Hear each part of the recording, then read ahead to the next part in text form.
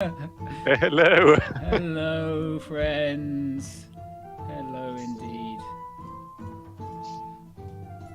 Here we go. Give me that. I'm not gone. Let's check that stream. Stream's good. Stream's good. Good. We're in. Stream is We're on. good, my boys. Well, after that debacle,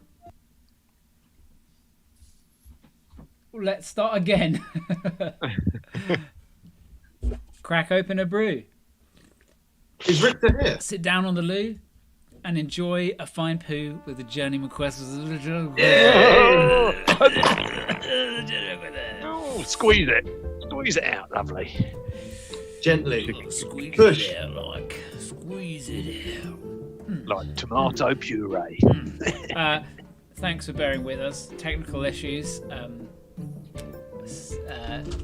Someone pulled the internet out. Naming no names.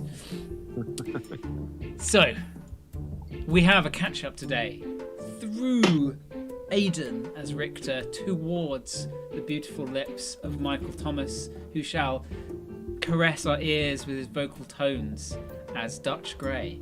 You requested a reading room, the upstairs of a tavern in a quiet space where you could sit and have a cigar.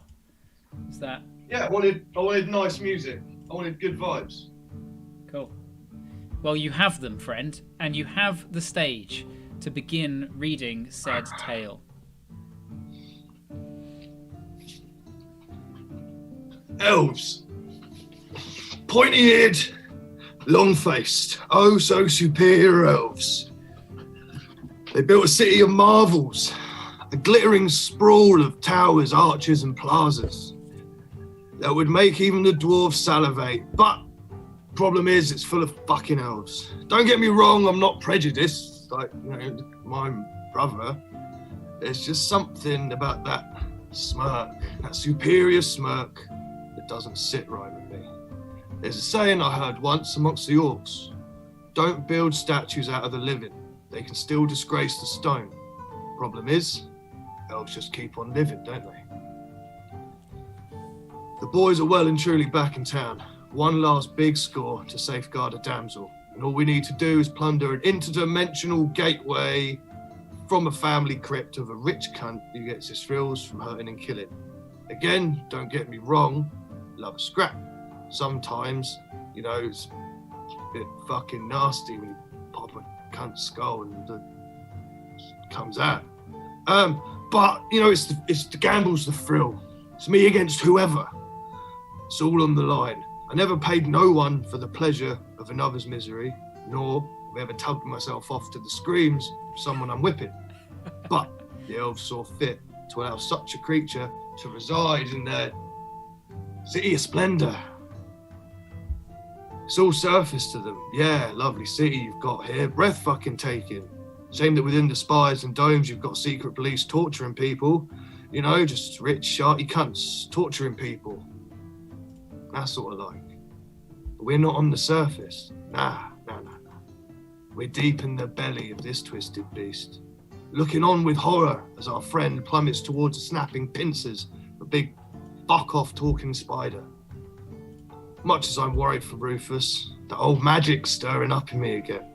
Memories of the road to High Canopy, those 8-legged bastards, and beneath my fetching feathered doublet and my painted flesh ripples and tenses for you to run up that mountain. And if that arachnid cunt hurts Rufus, before it hurts Rufus, not again, not like with the dragon!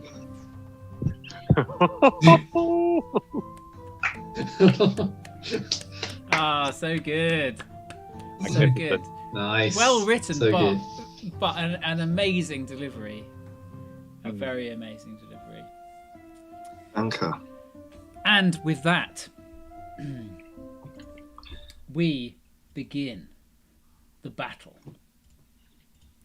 Previously, deep within the Garden of the Midnight Mercers, beneath the maze that you made your way through, you found yourself in the vault, giving your life's blood over to this statue to buy yourself time with its giant bleeding sand timer.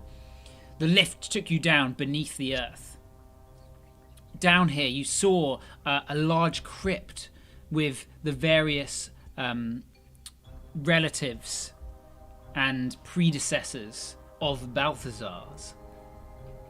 Strange sigils appeared above these crypts, but you seem to not really understand the message in the room or what it was asking you to do or for. And you proceeded on as the door lit with all these sigils and you passed through. Within the next room, you found yourself in a larger interior. Further on down the cave, through this small room, you could see a larger open expanse, a beautiful pool sitting in the middle of this kind of open chambered area.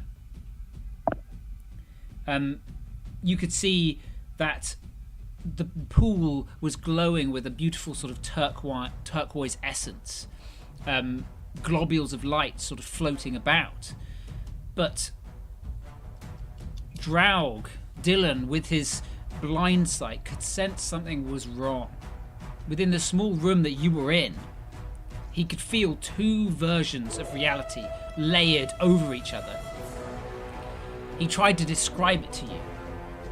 Describe how he could sense a broken, destroyed room as well as a pristine interior. Both existed. He was able to materially touch both. However, only the pristine room appeared to the rest of you. You weren't sure what was reality and what wasn't, or if there was some kind of dimensional rift or something at play here. You entered the large room with the pool, and you could see deep beneath the sort of tranquil waters where the fish swam out and in of holes in the walls and coral reefs, a large glowing sphere at the bottom, something shifting and moving within it. But it was too kind of overexposed and bright to be able to see. Huzzah!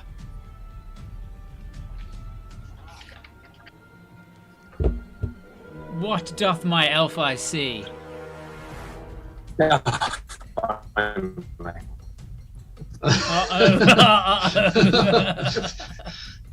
is a guy. That is a voice to go along with that background. Oh, cheese wheels. What? With cheesy? I haven't had cheese in like 6 years, dude. There he is. There he is. I'm just gonna move you over a little bit on the stream, my dude. I'll do that multi-screen thing. Oh, here we go. That's better. Way.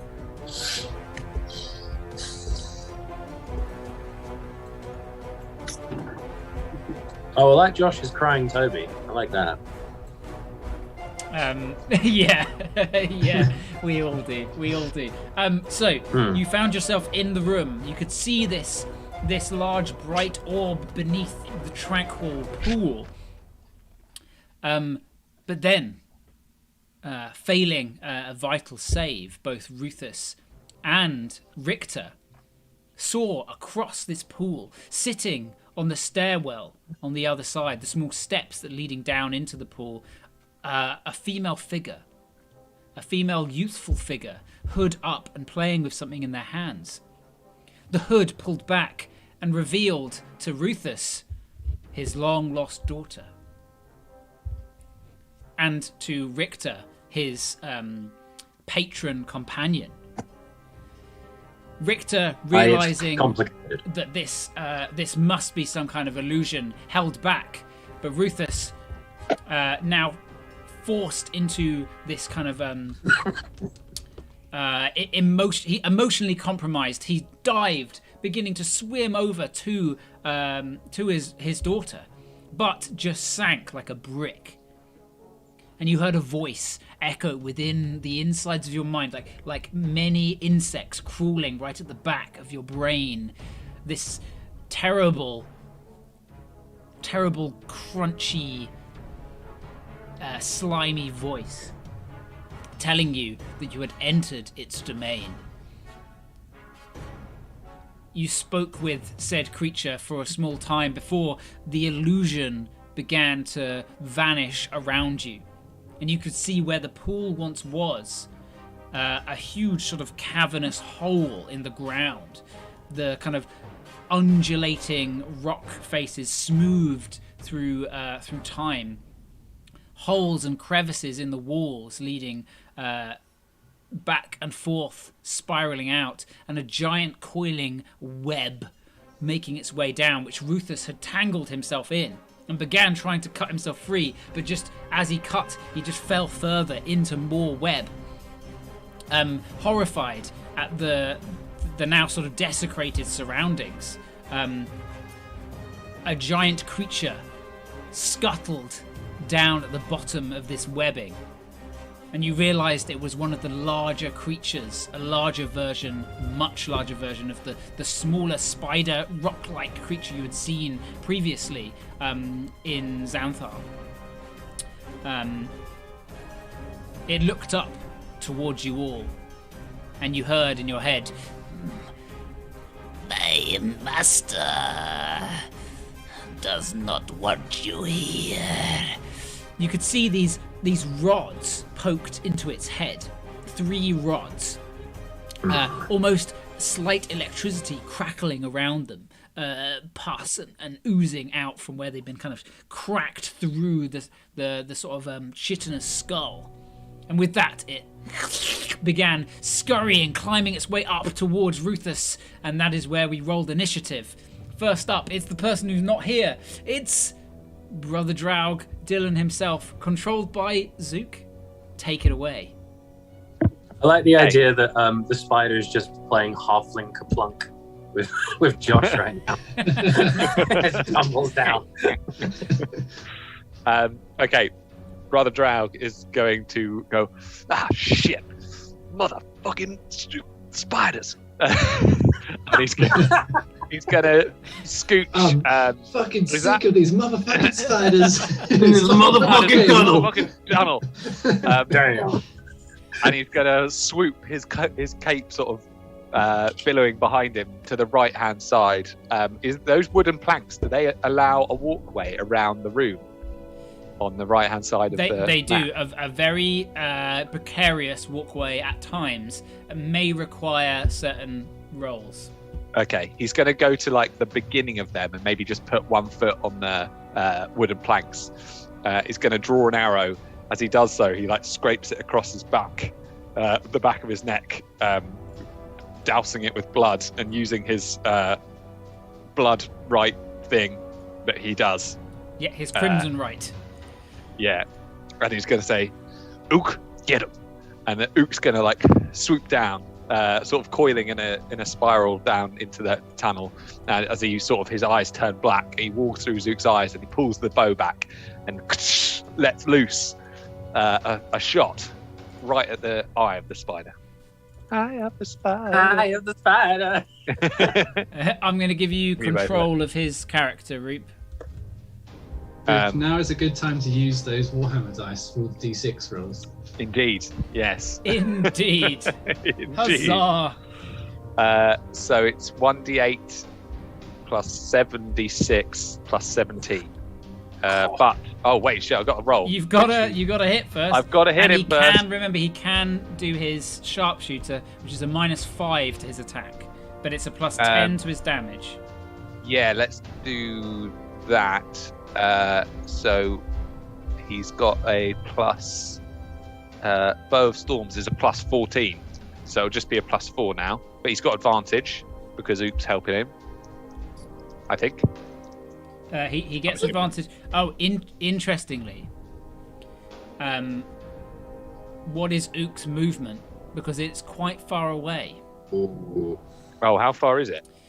Well, if I remember correctly, I said it was a 60 to 70 foot drop all the way down.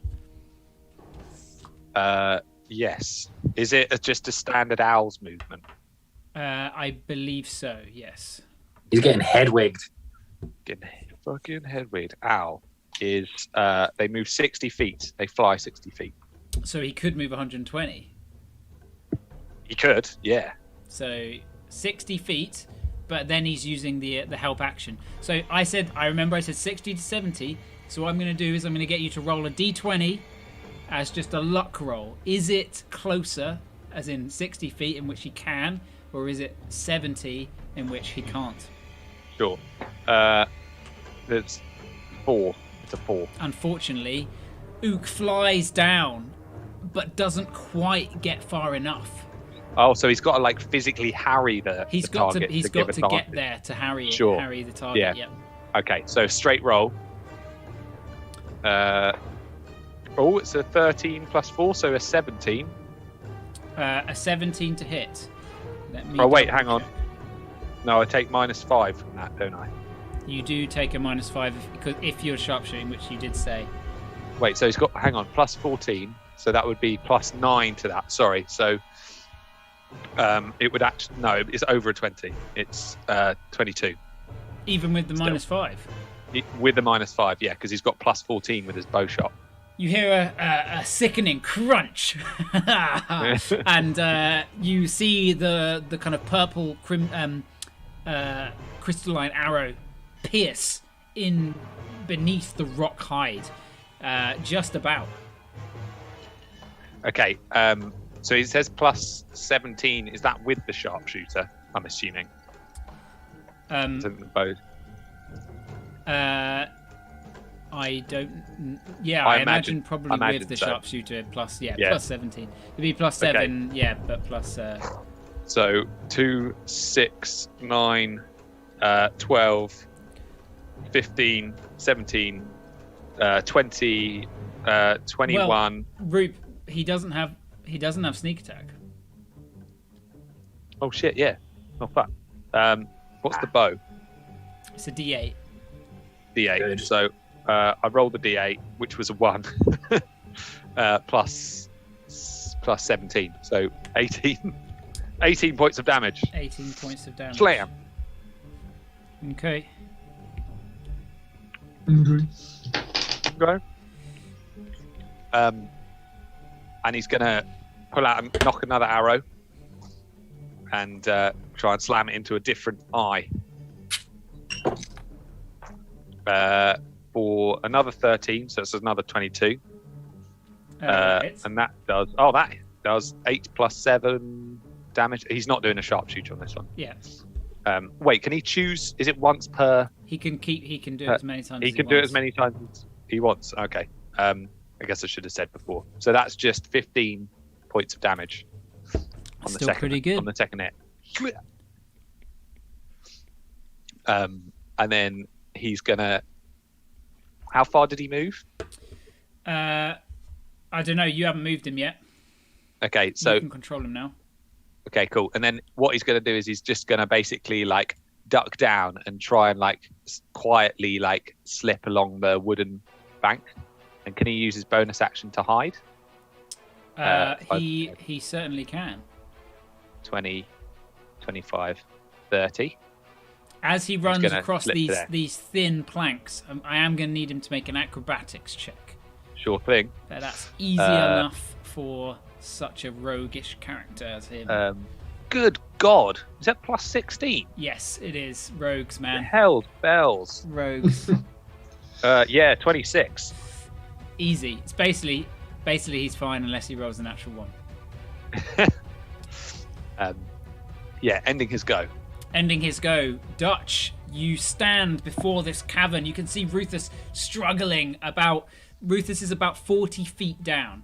He was about 30. He cut himself free and fell another 10 feet. He's tangled up with sword and shield out. Shield on his back, but his sword, the sunblade, is out. And how far away is the spider from him? Another 30 feet, because it's 70 feet down. Down. God damn it. All right. So How's it's that? 30 feet away from Ruthus, 70 away from you. Okay. Is there like a pretty clear hole straight down to the spider? Yes, it's not. There's not one big cavern. There's lots of like pieces, like a like a Matrix laser sort of trap.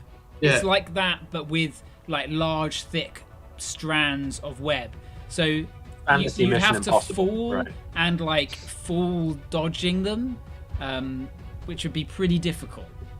Go on, Feather Boy. Wingsuit your way down there. Yeah. Fucking time to be a flying squirrel. And I like that that's the badass animal you went with. you need to add an extra 2d6 damage for the quiver, Richter. No, sorry, Zook. Oh, is that what? Make me quiver, bro. Yeah. Oh, yes. Dylan yeah. just said it in the chat. Also, Jinnah's in the chat. Come on, lads. Dinner's in the chat. Oh. Who else have we got at the moment? Have we got anyone else? No idea. No idea. Dinner's in the chat, boys.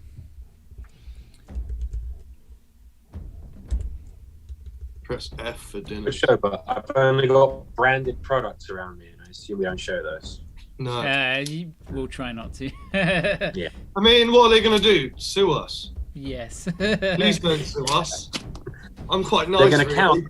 They're going to count every time you say the word cunt, and every time you say the word cunt, there's another 10 grand that they're going to sue us for. I just said it twice, so that's 20 grand. I know, it's all good. Like, let's go. Oh, you know what, Roop? I need to know how much of that was psychic. In fact, the whole thing is psychic, isn't it? I think the only thing that's different, the Crimson Right damage is the only thing that isn't. I'll deal with it.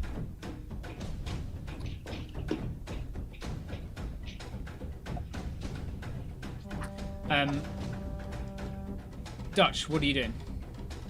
I would first like to rage, please. You see the bear looming over, almost embracing you, and then kind of vanishing and becoming this energy surrounding you. The kind of chipped flagstones that have crumbled away crack beneath your feet. A few of the pieces kind of break off, tumbling and skittering, coming to a stop, kind of bouncing in some of the nearby webbing. And looking at the spider, its orientation, would it be possible to land on one of those like lightning spikes and try and pile drive it in even further? If you dropped the... Me. You know what? Make me just an intelligence check. A straight intelligence check.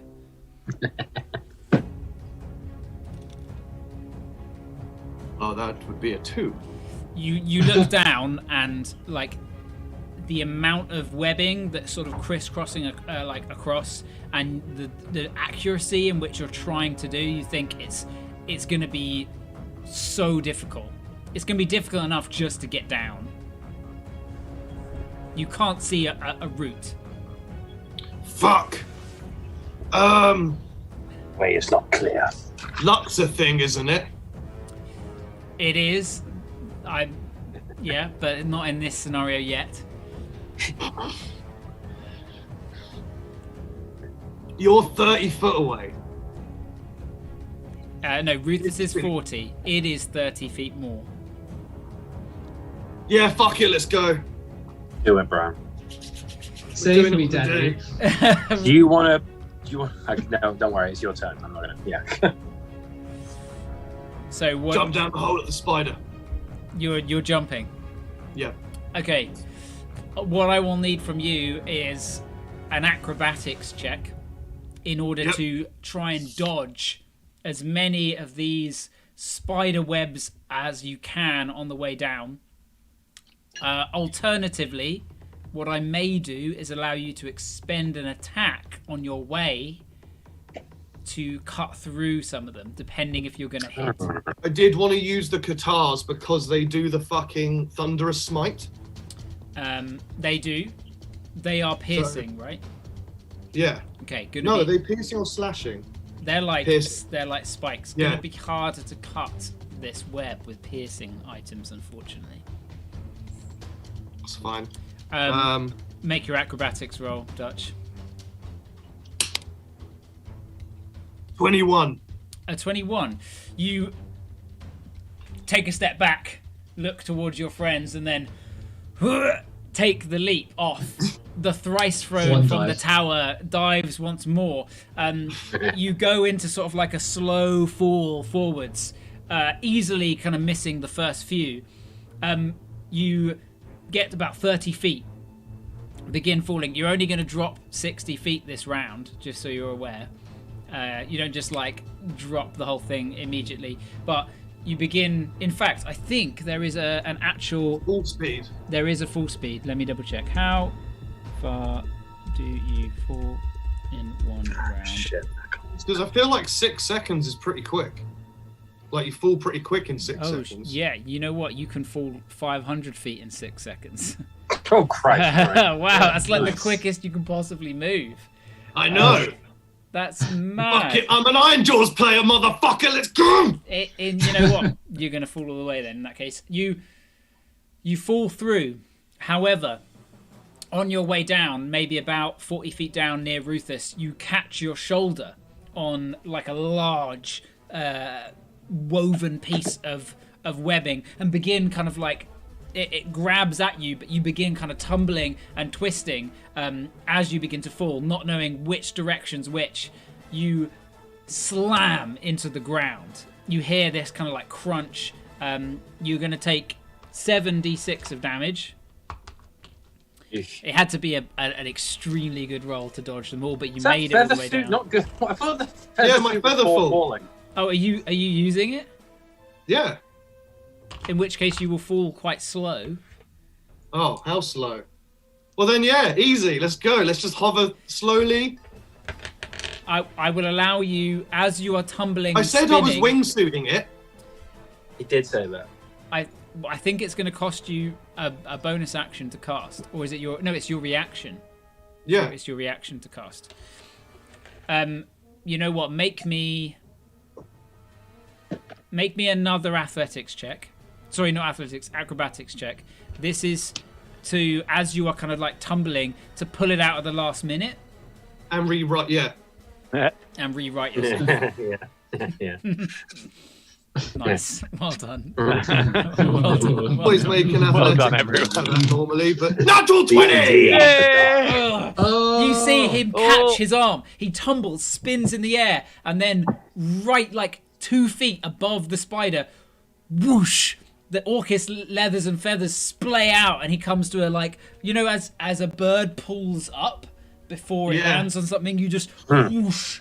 You are like 2 feet above its face. Like the beginning of GoldenEye. You have That's it. your attacks. Thank you. Yeah.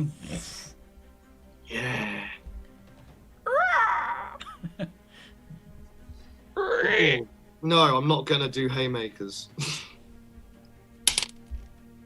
A 13 plus.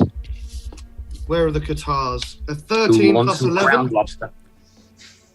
Say it again. A 13, so 24. A 24 to hit. Yep. You slam your fist down. Are you specifically aiming for a rod? Yeah. If you are, it's a harder DC to hit. Okay. It's a higher AC when you're trying to aim for like specific things. Okay. But I like that element in it. What did you roll? 24. A 24. A 24 is what you need. It's Okay, 5 plus on its armor class. So you get your fist with the guitar and you slam one of the kind of rods down into its head. You hear this kind of roll for damage. Okay. My pugilist weapon would be 10.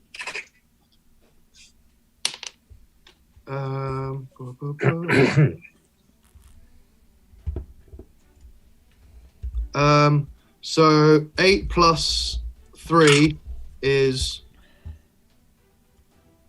12. 11. So 11 plus another 5, so 16 for the first hit. 16 for the first hit. What kind of damage is that? Out of interest, it's just magical piercing. Sexual. Yes. Sexual piercing. Metaphorical damage. Sexual piercing, yeah.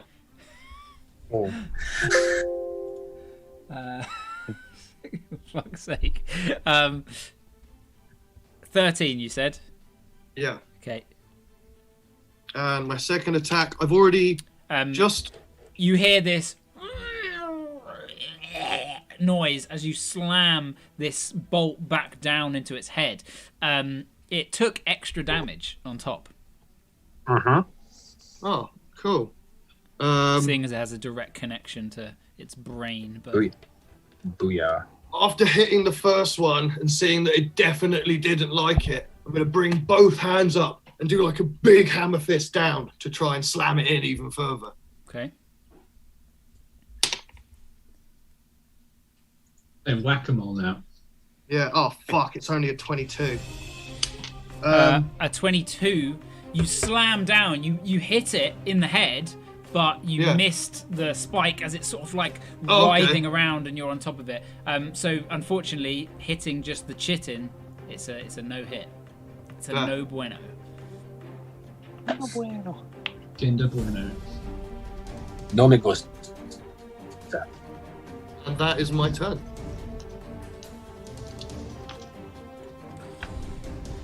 Okay. Ending your turn, the Dokufu is going to use a legendary action. Oh, yeah. Oh, cool. no. Oh, good.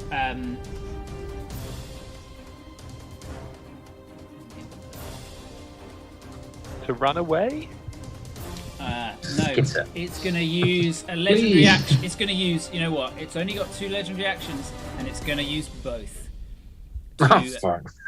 It opens its mouth up towards you as you're kind of floating down towards its mouth, Dutch, and it's going to make a chomp attack at you.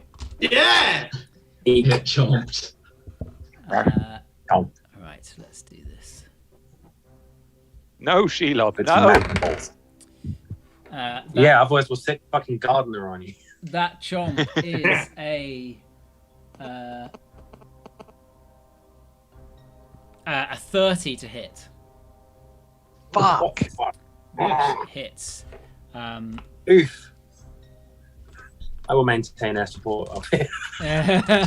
It's a big boy, isn't it, this thing? Yes, it is. I just need to get enough details. Operation Fill the Pit with Acid is a go. Okay. Oh, drop one. That is... This is where you need a truck of concrete. 29 points of piercing damage, halved to 15. Okay. And I need you to make a Constitution saving throw. It's more sort of opens up. You see beneath where it has those like mandibles, the mandibles split and open, and beneath this, the bottom jaw kind of unlocks like a spider's opening, and you see like a kind of gullet area that is beginning. It chomps into your lower legs, pain searing up. What was your Constitution save? I'm doing that now. Sorry, I'm just trying to do the maths for my That's all right. Oof. I've lost my D20. Oh no. What? I've been sat still. Gave you a nat 20 found and it. left the heavens. Oh shit! What's this? Constitution? Constitution saving throw. Oh, a 16. No, 17. What is it, Dutch? 16 or 17? Well, it's a 9, definitely. My Constitution is 4, and my proficiency is 5. So 9 plus 8, 17. 17 is the DC, so you just shrug off this horrible, diseased feeling that kind of shoots up your veins into your body. You tense, feeling it kind of coursing through you, but whatever nastiness was in that bite shrugs it off.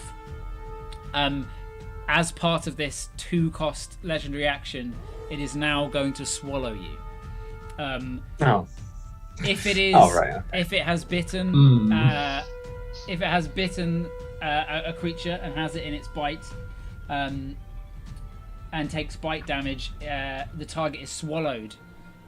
While swallowed, you are blinded and restrained. You watch as the jaw opens up once more, pulling away from Dutch's legs, and he just drops down into the gullet. His leathers and feathers I've seen Men in Black. I'm not worried. You see the neck area. You see him pressing on it, and he gets swept up down, and he is no longer even in the neck. Shit! It immediately kind of cracks its legs, moving about, looking back up and focusing on Ruthus. Oh fuck! Good God! Ending Dutch's turn. Ruthus, it is your turn as it looks up towards you. Dutch dropped down, smacked it in the face, and then was just eaten. Okay. Okay. Can you just remind me quick, Tashi? Am I under some kind of effect still? I failed a wisdom save. No, I believe you succeeded. As soon as the illusion dropped, it's no longer affecting you, because you can't see the thing that is there. However, I believe you were frightened of it. I think you failed you were terrified. I'm pretty sure. Okay. So you can't move towards it. You are scared of it, basically. Yeah. So Ruthus, momentarily before seeing Spera across the way on the other side, dived into this pool, and then immediately started to try and swim, and then realized that he was just sinking through a viscous web-like structure, falling. And then as the real world materialized around him, you saw where he was, saw this creature at the bottom talking, cracking its mandibles at him, and this voice in his mind. And Rufus started to panic, and he began thrashing with the sunblade at the webs. I imagine him cutting through webs wherever he can, and the radiant energy, as it slices through a web, it burns from the point of contact away. And Rufus is panicking. The fear is like boiling water filling up his body, like filling up a glass. And he continues to thrash, and that boiling water is reaching to the max, to the brim. And at that moment, it almost becomes too much, and Rufus closes his eyes and tries to reach out to a calm space. And as he does so, sprouts and little saplings start to grow from his sandals up his legs, and bark starts to form on his arms and limbs. And he's going to cast protection from good and evil on himself. Interesting. Okay, cool. Which, let me tell you again what it does. I can't remember. Until it ends, the creature is protected against certain types of creatures: aberrations, celestials, elementals, fae, fiends, and undead. It gets several benefits. Creatures of those type have disadvantage on attack rolls against the target. The target also can't be charmed, frightened, or possessed by them. If the target is already charmed, frightened, or possessed, you now have advantage on any new saving throws against the relevant effect. Fae, fiends, or undead? Aberrations, celestials, elementals, fae, fiends, and undead. Okay. I don't know if it is, but it felt right. It felt right. So that's his action. When do you? Is it at the end of the turn that you try and determine whether or not you are? Yeah. You roll. Still frightened. You roll a wisdom save at the end of your turn. Okay. So next question is: Can I cast a spell that will get me closer to them? No. You can't move intentionally closer. Okay. In that case, stuck where he is, Rufus will ready action. Oh no, that was the action. That was your action. Can I ready a bonus action? No, it costs your action. It's like you can only ready whole actions. Okay. Can I summon an avatar that's down there? Because it's not myself. Yeah. Then so. I'll do that. Rufus will summon an avatar down, facing the creature at the bottom of the pit, and that will end his turn. Okay. Let me paste that on in. Where are you gonna place the avatar? It can only be 30 feet away, so I guess it has to be 30 feet directly below me. Okay, I'll put it there.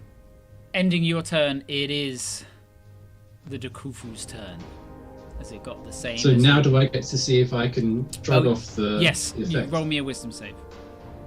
It's going to use this first attack. Do I get advantage?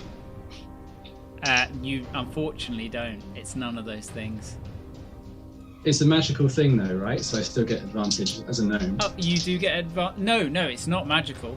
It's fear. It's just a okay. fuck off It's just spider. fucking scary. So whiz save. That's 13. Unfortunately, that is not enough. You are still frightened of this fucking massive spider. Okay, I'm going to use my inspiration dice to do so. Seeing that Dutch was just swallowed by this being, Rufus knows that he's the closest thing to getting Dutch out of there and is willing himself to push through. Okay, make the roll again. Natural 20! Through sheer perseverance and inspiration, you stare this thing down, summoning your shadow version of yourself. This kind of like mirror light reflection in your eyes appears there before it. It is just a spider. You have fought worse than this. So it is its turn. Your echo appears in front of it. It is immediately like blinding quick, going to make an attack with one of its pincers that comes out and slashes towards it at your echo. For a fucking natural 20. Holy shit. Lucky it was your echo. Big time lucky it was your echo. It immediately dissipates. It immediately dissipates. Vanishing, but using up, I guess, at least one of its attacks. It then scuttles easily and quickly up the 30 feet towards you, making another strike directly at you with the other pincer. You can see the leftmost rod has been slammed down into its head, and where it is, you can see it sort of like slightly twitching on that side. You hear a voice tickling in the back of your head. More food for me. I have been hungry down here. It's going to make its second attack. That is a 21 to hit. It does not hit. It does not hit. Hankiest gnome in all the land! Question: I imagine you probably pulled your shield out in your turn. Yeah. In which case, it does not hit. You're just like stuck there then with both sword and shield out, just sort of bouncing. The pincer comes in, slashing at you, but you hear this loud "coon, coon, coon, coon, coon" as it bounces off the Aegis, recoiling back and then coming in once more with its mandibles. You see the mouth open up, ready to bite you as well. It's a 2. which is it's still a 17 to hit, but that doesn't hit. No. I imagine Rufus sticks out his two stubby gnome legs on each mandible, holding them open. Yeah, you hold them open and you bring the shield like up to block its like top teeth, and you're like holding it open there as it scratches towards you. You can't see down into its gullet. There's just this large sort of sack where Dutch was, but he is gone. He is no longer just in the neck. That ends its turn.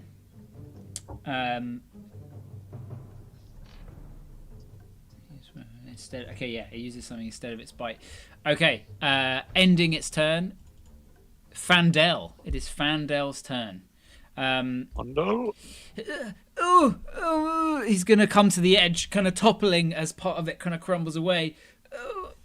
Oh yeah, Dutch is. I'm gonna put Dutch there. He's inside, and I'll put this on him.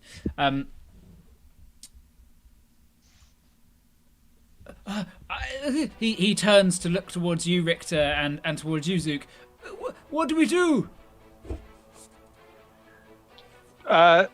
Do what you can. Distract it. You have to get Dutch out. He begins swirling his arms around above his head, his robes and cloak sort of moving back, his hair floating about him as he begins casting, pulling a small notepad, like a little book, out from his side. He points his finger down towards it, and casts. Casts a phantasmal killer. It needs to make a.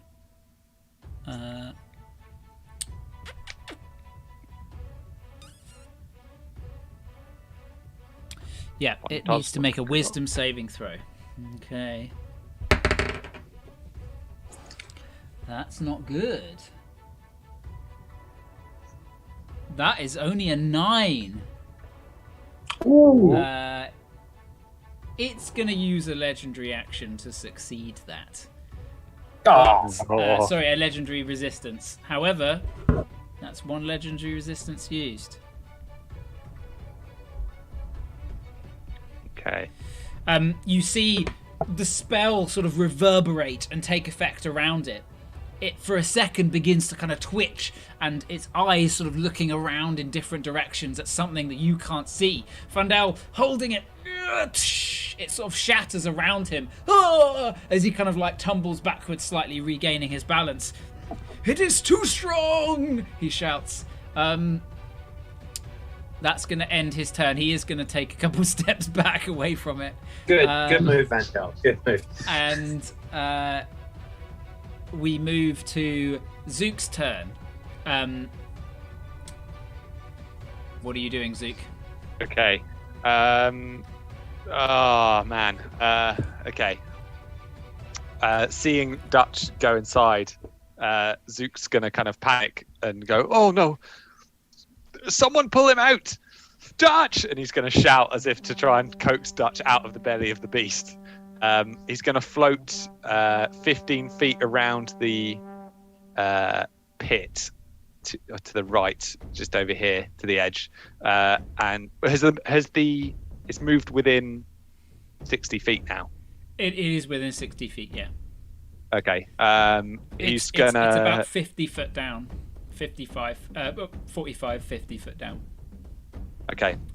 He's going to whip the staff around his head, summon a swirling sort of cloud of a tempest, of a storm, with sort of a cloud trail swirling around it as he whips it round, and he's going to summon a lightning bolt, and he's going to fling it down at the spider, casting forked lightning,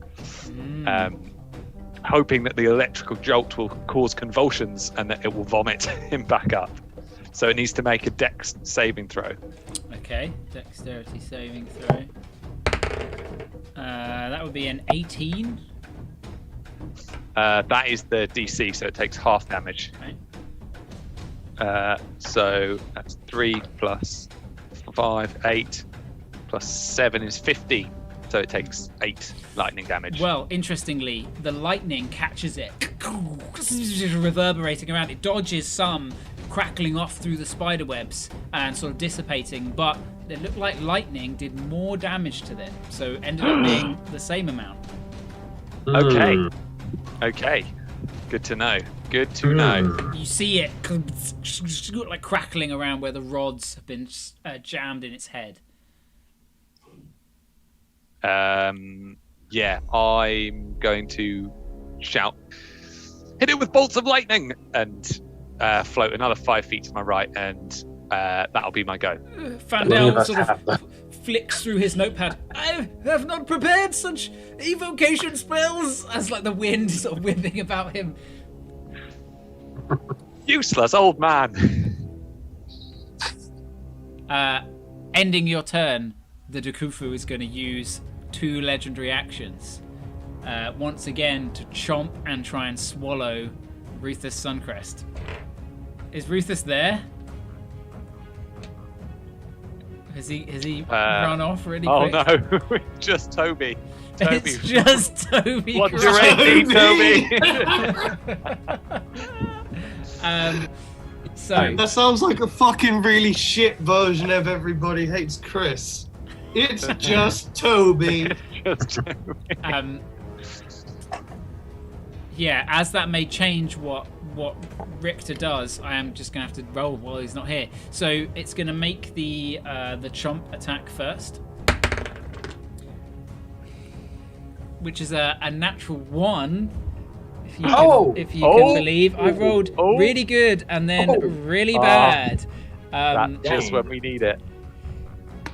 And that means it doesn't get a swallow. It's like a whole waste of its reactions. It chomps down once again. This time, Ruthus kind of bounces back, like away. You know, like a wrestler in a ring where it uses the edge. Yeah. He kicks off of the mandibles, pushing himself back and then slamming upwards with his shield. The bite comes in, but it knocks it sort of skittering up. Hell yeah. As it comes back down, kind of gnashing towards him once more. Ending his turn, it is now, ending the legendary action. Richter, you are up.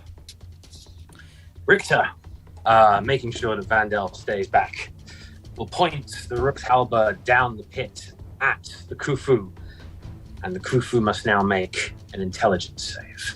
An intelligence saving throw. Okay.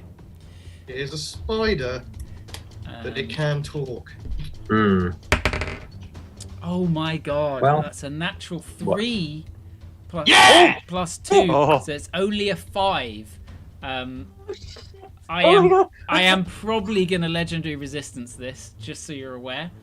Even if you do, it kind of works out for me. So, I will, but what was it that you cast? I cast Mental Prison. Immediately, whether or not you resistance your way through it, the target takes 5d10 of psychic damage. Nice. Okay, so it roll still takes a load of psychic damage. Yeah. Whether it succeeds or fails. Okay, yeah, roll the damage. There you go. So That first is the best spell I've ever heard. Oh, No God, matter what you do, fuck off. I so imagine first up, probably 7. quite bad, even if I had failed anyway. So first 7, second 9. Whoa. 16. Is anyone keeping note of these? I am. Third 1, so we got 17 so far. Fourth is 6, so that's 23. Yep. And 2, 25. 25. Amazing. Holy shit. The psychic energy reverberates in its brain. You see 2 of its eyes just pop and explode outwards. It's got like many eyes sort of across its face, but 2 of them sort of pop and explode out as it kind of begins to kind of quiver and shake in front of you. Ruthus, you missed it. Do a bite and chomp on you to swallow you, and it got a fucking natural 1. So you escaped that. Like it's got a plus 15 on that attack, and I've rolled a 2 and a 1. I did get dodge. I did get dodge. Yeah. So legendary Can't have us resistance. It's used 2 already. Richter, are you doing anything else? Yeah, Richter will move a little bit, actually. Yeah, we might as well get... Okay, let me see if I can control this. That's 5, 10, 15, 20, 25, 30. Can I just tap it to go there? No? Okay. There we go. Flanking. Can I tell you guys what would happen if... Can I just tell you what would happen if you didn't resistance your way out of that? Please do. So if it fails, which it did there, he still takes the 5d10 psychic. If it succeeds, he takes 5d10 psychic, and then the target believes that it is in a kind of inescapable 5-foot prison that it cannot leave. No one else can see the prison except the target, and if anyone pushes him out of that 5-foot space, he takes another 10d10 psychic. Oh my god! Wow, This is my only level 6 spell. Wow, Yes, so you can get a total of 15d10. that's really cool. Nuts. That's very cool. There's loads of forum threads about how the spell is overpowered and needs a narrator to nerf it. At this level, I think everything is overpowered. So it just is the game, you know. Yeah. I don't think things are only overpowered if they're way more powerful than your comrades. They're not really overpowered in the grand scheme of like the game. I guess for the level, like yeah, Elderwick maybe. was overpowered when we met him, but not anymore. That's true. I mean, 15d10 is probably enough to wipe any single member of our party. No. Richter, you get to this point here. Oh, great! and I knew that little tunnel was going to be a problem. You see activate my trap card. you see the boards kind of across. As you begin to cross them, I need you to make a quick acrobatics check for me. Fuck me, acrobatics. That's not going to be good for me. Oh god. Okay. Wait, make it happened to your athletics by flying using cape? your core strength. No. Sorry. I don't You know could if that's try an and jump option. it instead. Okay, acrobatics. This is going to suck. It could be worse. It goes down to a 13. A 13. With a 13, easy enough done. It's not one of the really hard ones. And you make it to the other Got 2 side. planks. At one I point, thought that tunnel was going to be the problem. at one point, the board kind of bows and bends, and you lose your footing. But the Hearthstone halberd, you plunge it sort of into the rock and push yourself up and manage to get to the other side. Ending your turn. It is back to the top of the round. It is Brother Draug's turn. Okay, Brother Drow is like, holy shit, this is even worse. And Damn. he's gonna kind of he's gonna shimmy 5, 10, 15, 20, sneaking. Yep. To the board. Does he need to do a dex thing? He just needs to make a quick acrobatics in case he gets a natural 1. Yeah. He did get a natural 1.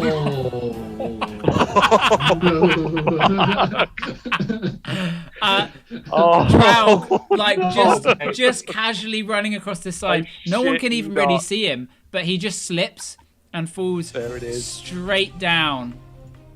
Maybe 15 foot, landing in the webbing, just kind of caught there like a spider. Like a spider, like a fly. Oh no! Can he do anything else? It's technically he's grappled. He's not restrained, so he can still attack, but he's stuck. He can't move unless he breaks free of it. Okay. Well, he's going to send Ook to harry the spider, and then he hasn't used his action. No, he's gonna. Okay, he's just gonna try and steady himself, kind of lying horizontally in the webs. He's gonna pull his arm free, pull another arrow free, and just did the psychic damage seem to not harm the 2 of his eyes blew up.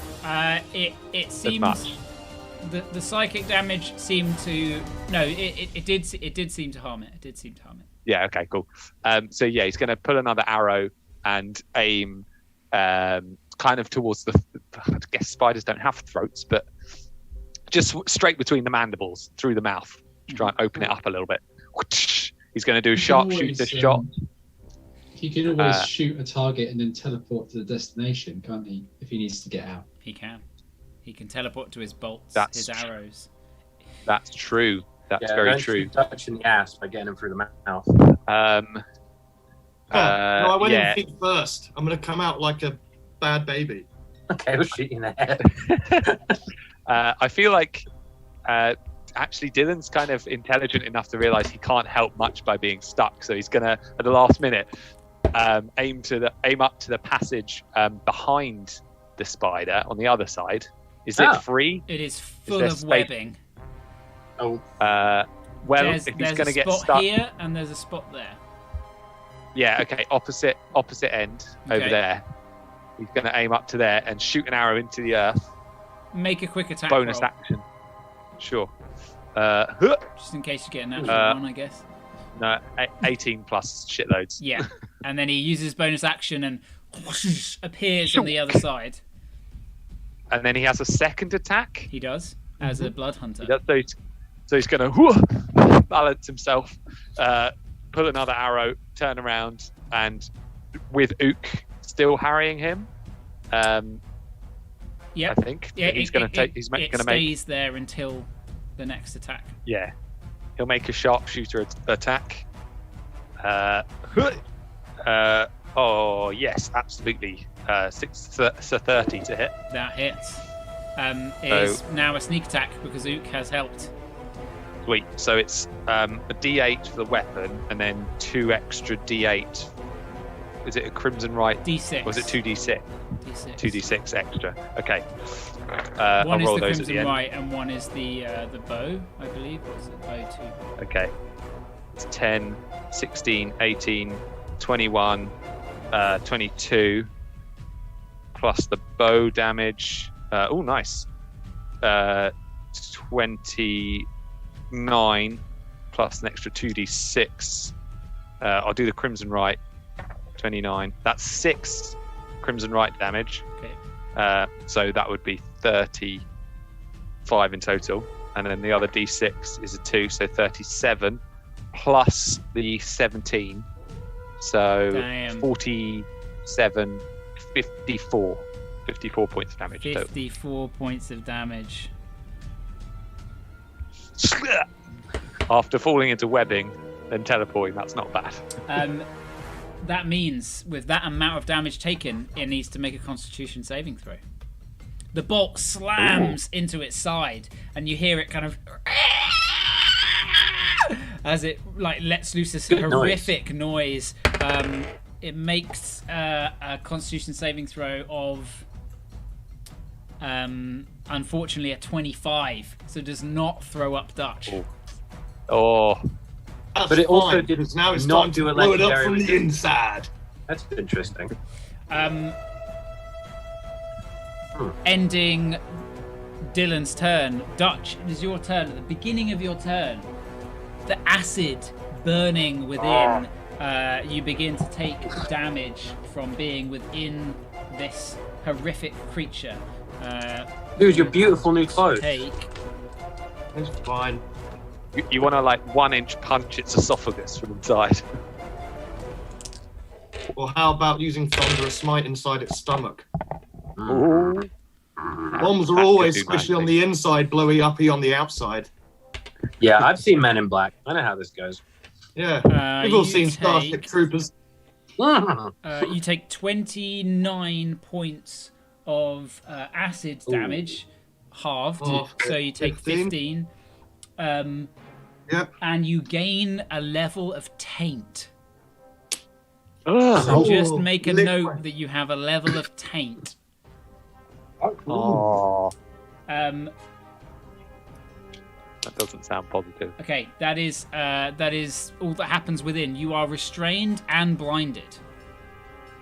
What does restrained mean? Restrained means you cannot make attacks. You're essentially stuck. You're grappled by its guts. It's like the next level of grappled. Let me double check the exact wording. Restrained. Your speed becomes 0. Attack rolls against you have advantage, and creatures that you can attack but at a disadvantage, and you have disadvantage on dexterity saves. That's fine. Okay. I'd like to make a full round of attacks, please. You may. With disadvantage? Yeah, so I'm going to declare haymakers, because you can't get double disadvantage, right? That's very true. Yep. And you could reckless and make it straight. What's the downside? They have advantage against me, but they already do. Oh, correct. Fuck it. Yeah, it's a Do freebie. it. Yeah, I might do that. Do it. Just start windmilling on the inside. Basically, making you just thrash about. Just doing a Xanthar in his cup. Mike's Basically. Dutch is just thrashing about on the inside as much as he can. Like a furious fetus. So I've got straight rolls now. Yeah, because it doesn't matter that you're Haymakers. restrained, basically, because you're already swinging like fucking mad. Wow. Wow. Okay, so the You're first swinging attack your reckless haymakers. is a 13 plus 11. At 24, yep, that hits. I'm just going to do all the things first. Yeah, do all those. 22. At 22 hits. Spending a moxie to do the extra 2. 28 hits. Mm-hmm. And 26. I was looking for a crit, because then the Thunderous Smite auto goes off. Oh, nice. Okay, Yep, all hit. okay. So. Bam. Oh, we're gonna pop. 14 damage. No, more. 16 damage, sorry, because I'm raging. Oh. Feel like No, the it's spider. it's full damage. Haymakers, remember? Oh, fuck. So it's Ooh, 3 baby. times the full damage. This is how Agent Smith felt when Neo jumped inside Yeah, so him. 18, sorry, it would have been 16 before. Wait, 8 plus 10 is 18. 8 plus 8 is 16. Yeah, so it's 18 now. So they're all 3 times 18. No, 4 times 18. Oh, have you got enough moxie to do the bonus? Yeah, I'm only Okay. down to 5 moxie. I have 7 total. So 64. I'm down to 4 now. 64 points of piercing on the inside. It's going to need to make a Constitution saving throw. That is not enough. Yeah! You see it begin to kind of convulse from the inside in front of you, and then its mouth kind of opens up and spilling out covered in acid. Dutch just comes like flailing and like whirling around. He actually hits the kind of, he falls out hitting the webs, but just kind of flailing around on the ground in the webs for like an extra bit of time before realizing he's outside. Out. Right, 64. Damn, that's so much damage. Fucking hell. Dutch Fucking moment. hell. Oh, Dylan and Dutch just fucking That's punching a killing. tree to death stuff. Just Yeah. metagaming it. So much damage in a fucking round. bloody grim. So, ending Dutch's turn. Although you technically didn't move anywhere, but I'm gonna assume Oh. he doesn't want to move. He kind of is spat out there. He's jettisoned. You might want to just stand up or something so he's not prone. Ruth, it's your turn before it. Come on, Rufus. Okay. Yours now, boy. I literally can't remember if I've used Action Surge in the last fight. Does anyone remember? You did, yes, because you used it in the fight to kill Balthazar. Oh Yeah. yeah, we haven't rested since then. No. That's for sure. Okay, cool. All right, second question.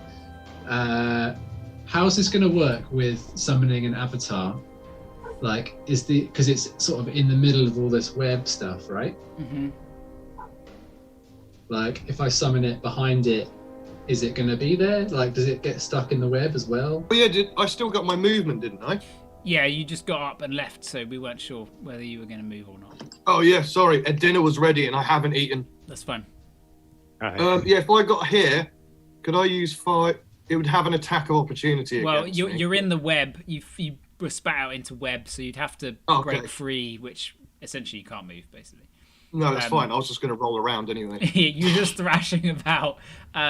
Yeah, he's you covered can, in stomach acid. you Does that can not burn the summon webs one away? behind it, Rethus, and get advantage, but you probably have to summon it in the web beneath it.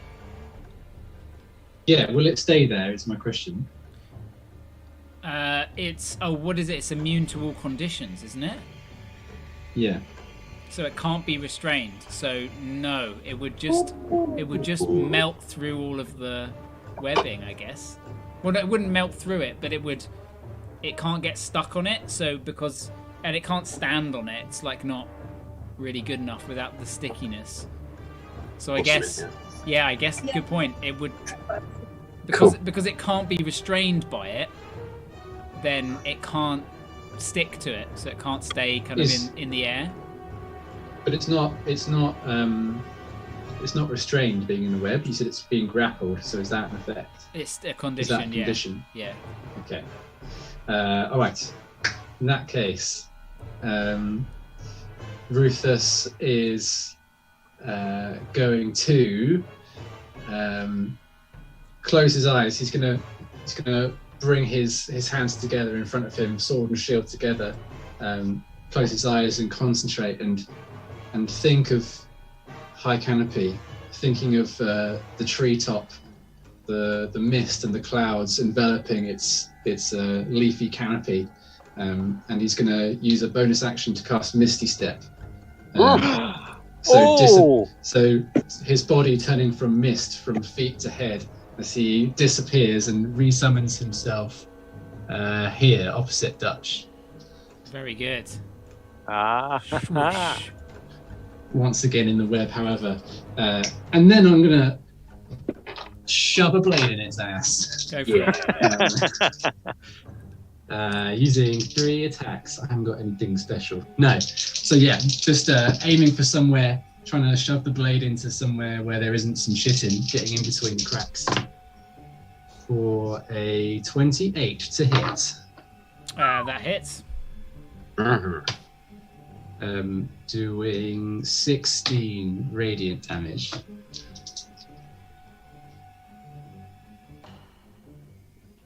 Can I reach its head still from this position? No. Its head is like, where you were, kind of in the middle here. Because it was facing towards you. It just tried to eat you. Okay. All right. So another 28 hit, doing 11 damage. The third and final blow will do a 30 to hit. That hits. Doing another 11. Okay, that is.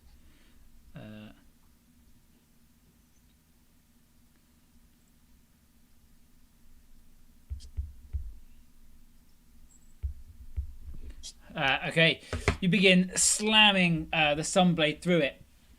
Both strikes, the first 2 strikes, lop the leg. One leg, you kind of hack part of it off, and then with the other, you hack it off sort of at the stem. The third one, you plunge sort of into its body, pulling it out. One of its legs kind of cracks and falls into the webbing, kind of tumbling down to hit the cobbles at the bottom.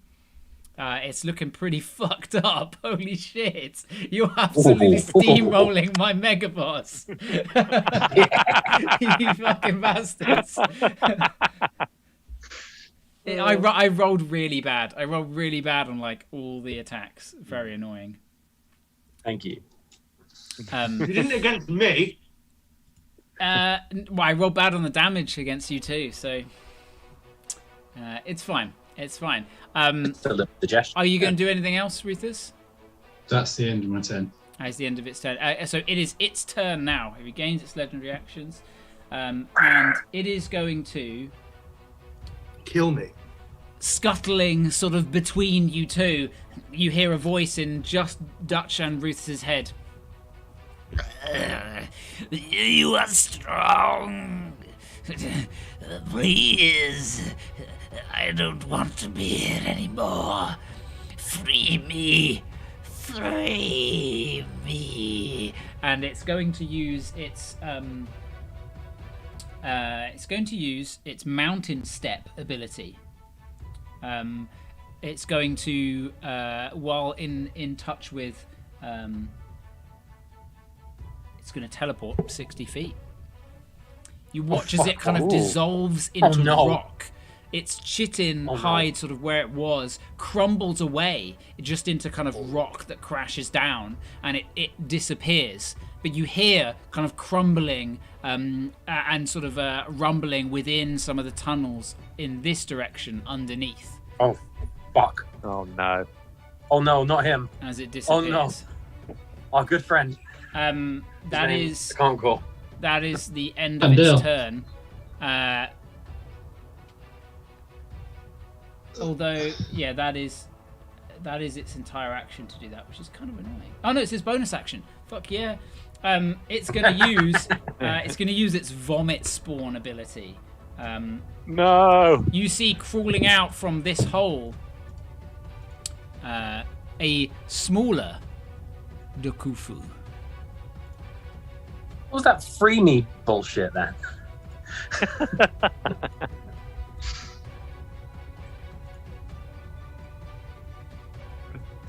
Oh, a wee babber. A wee babber. It crawls For some reason out that's from scary the to hole.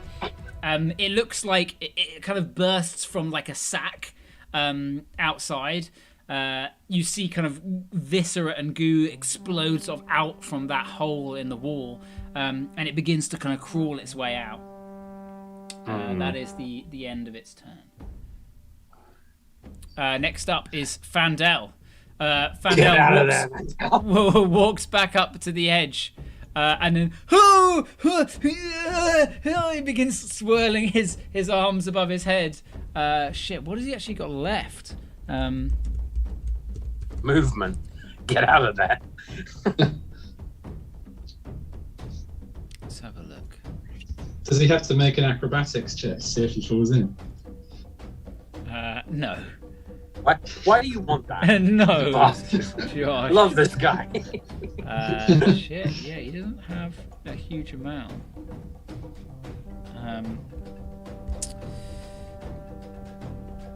Damn it, Fandel.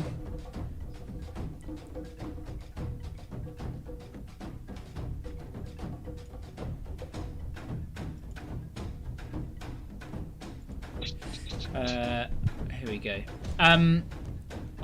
He does have... Yes, he fucking does. He's going to swirl his hand above his head. And Richter, you recognize this. You see similar, but less sort of... more arcane and glowing and chromatic.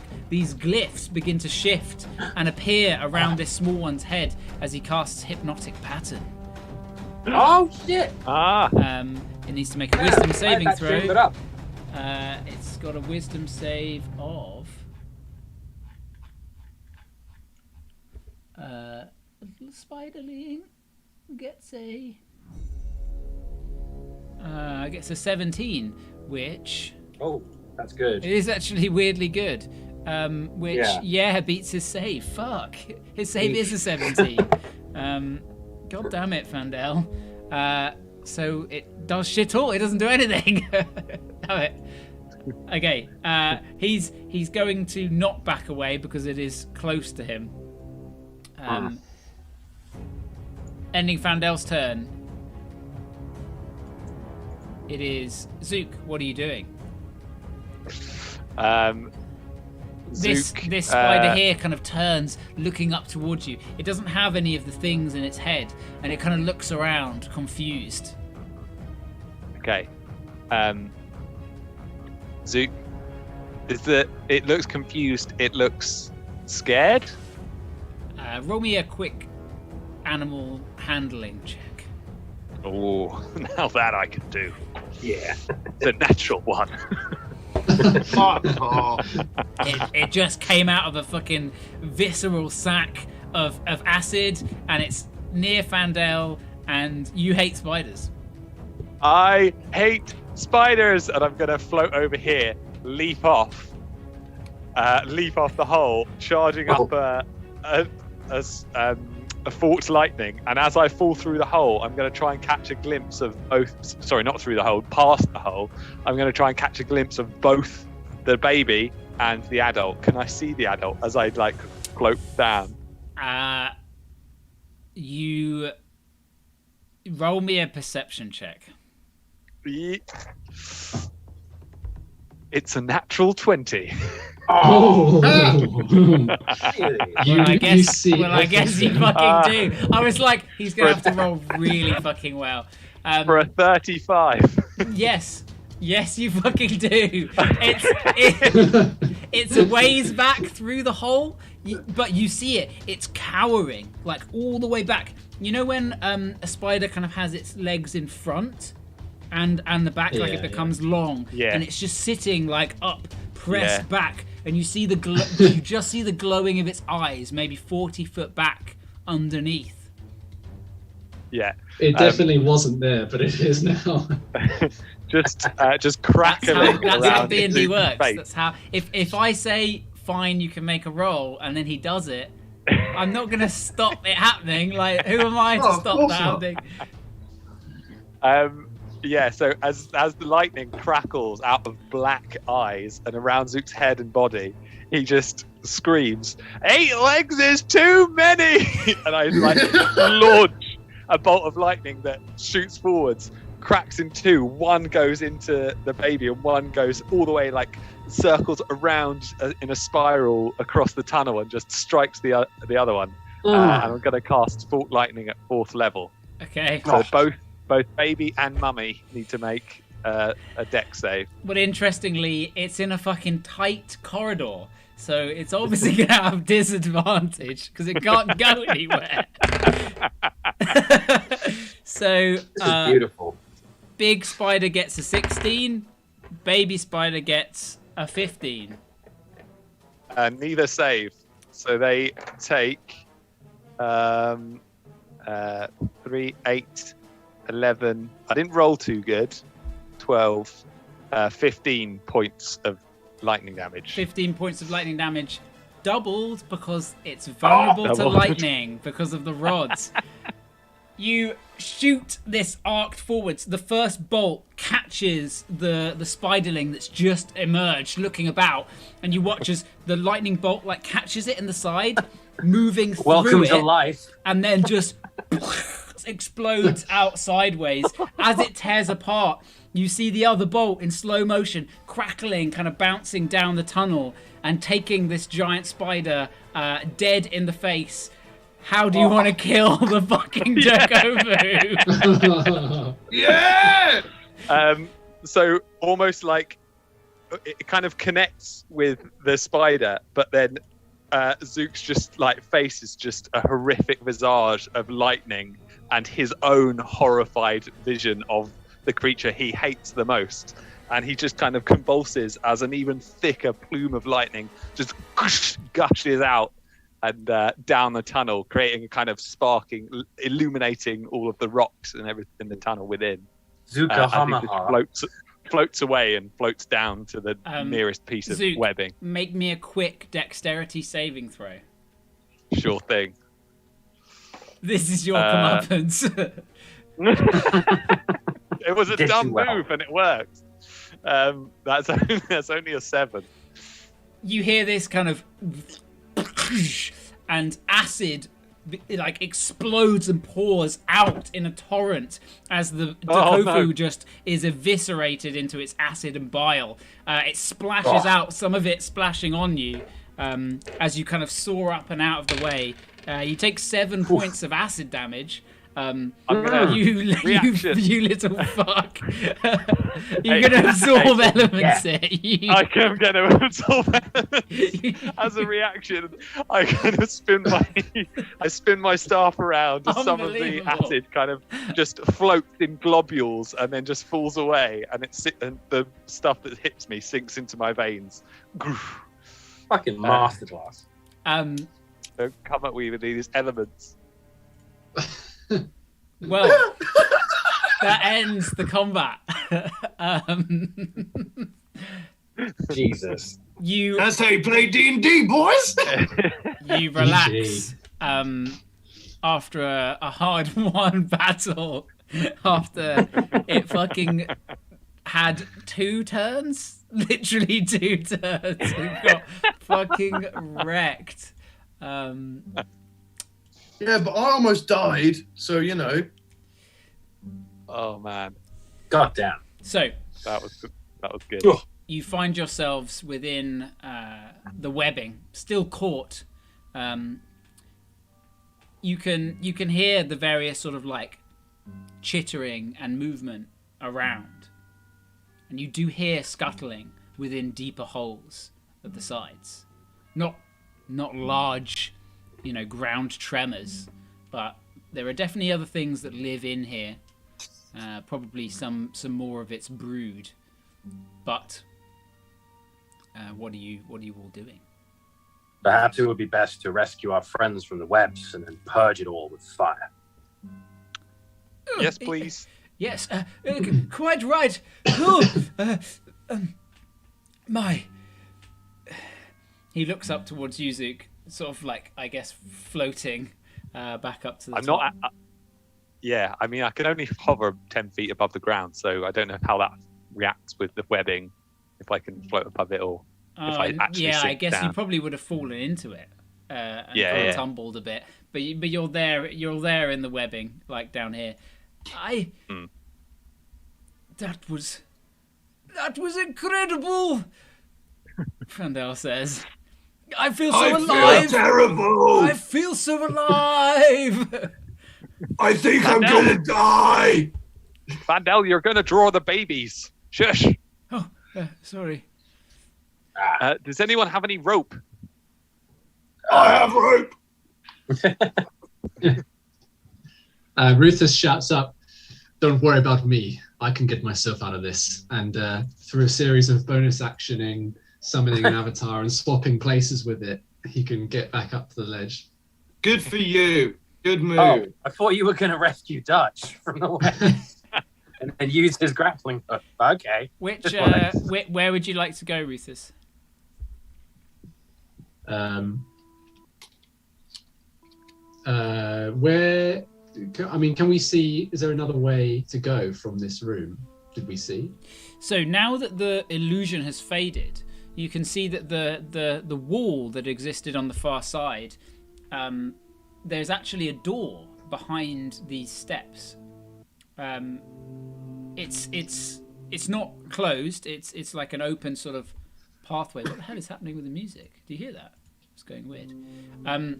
I haven't got music for whatever. But it's massively covered in webbing. It's all like thick and piled up, as is these 2 small pathways at the sides. They're just full of web, but they lead further. You can see that. You also see,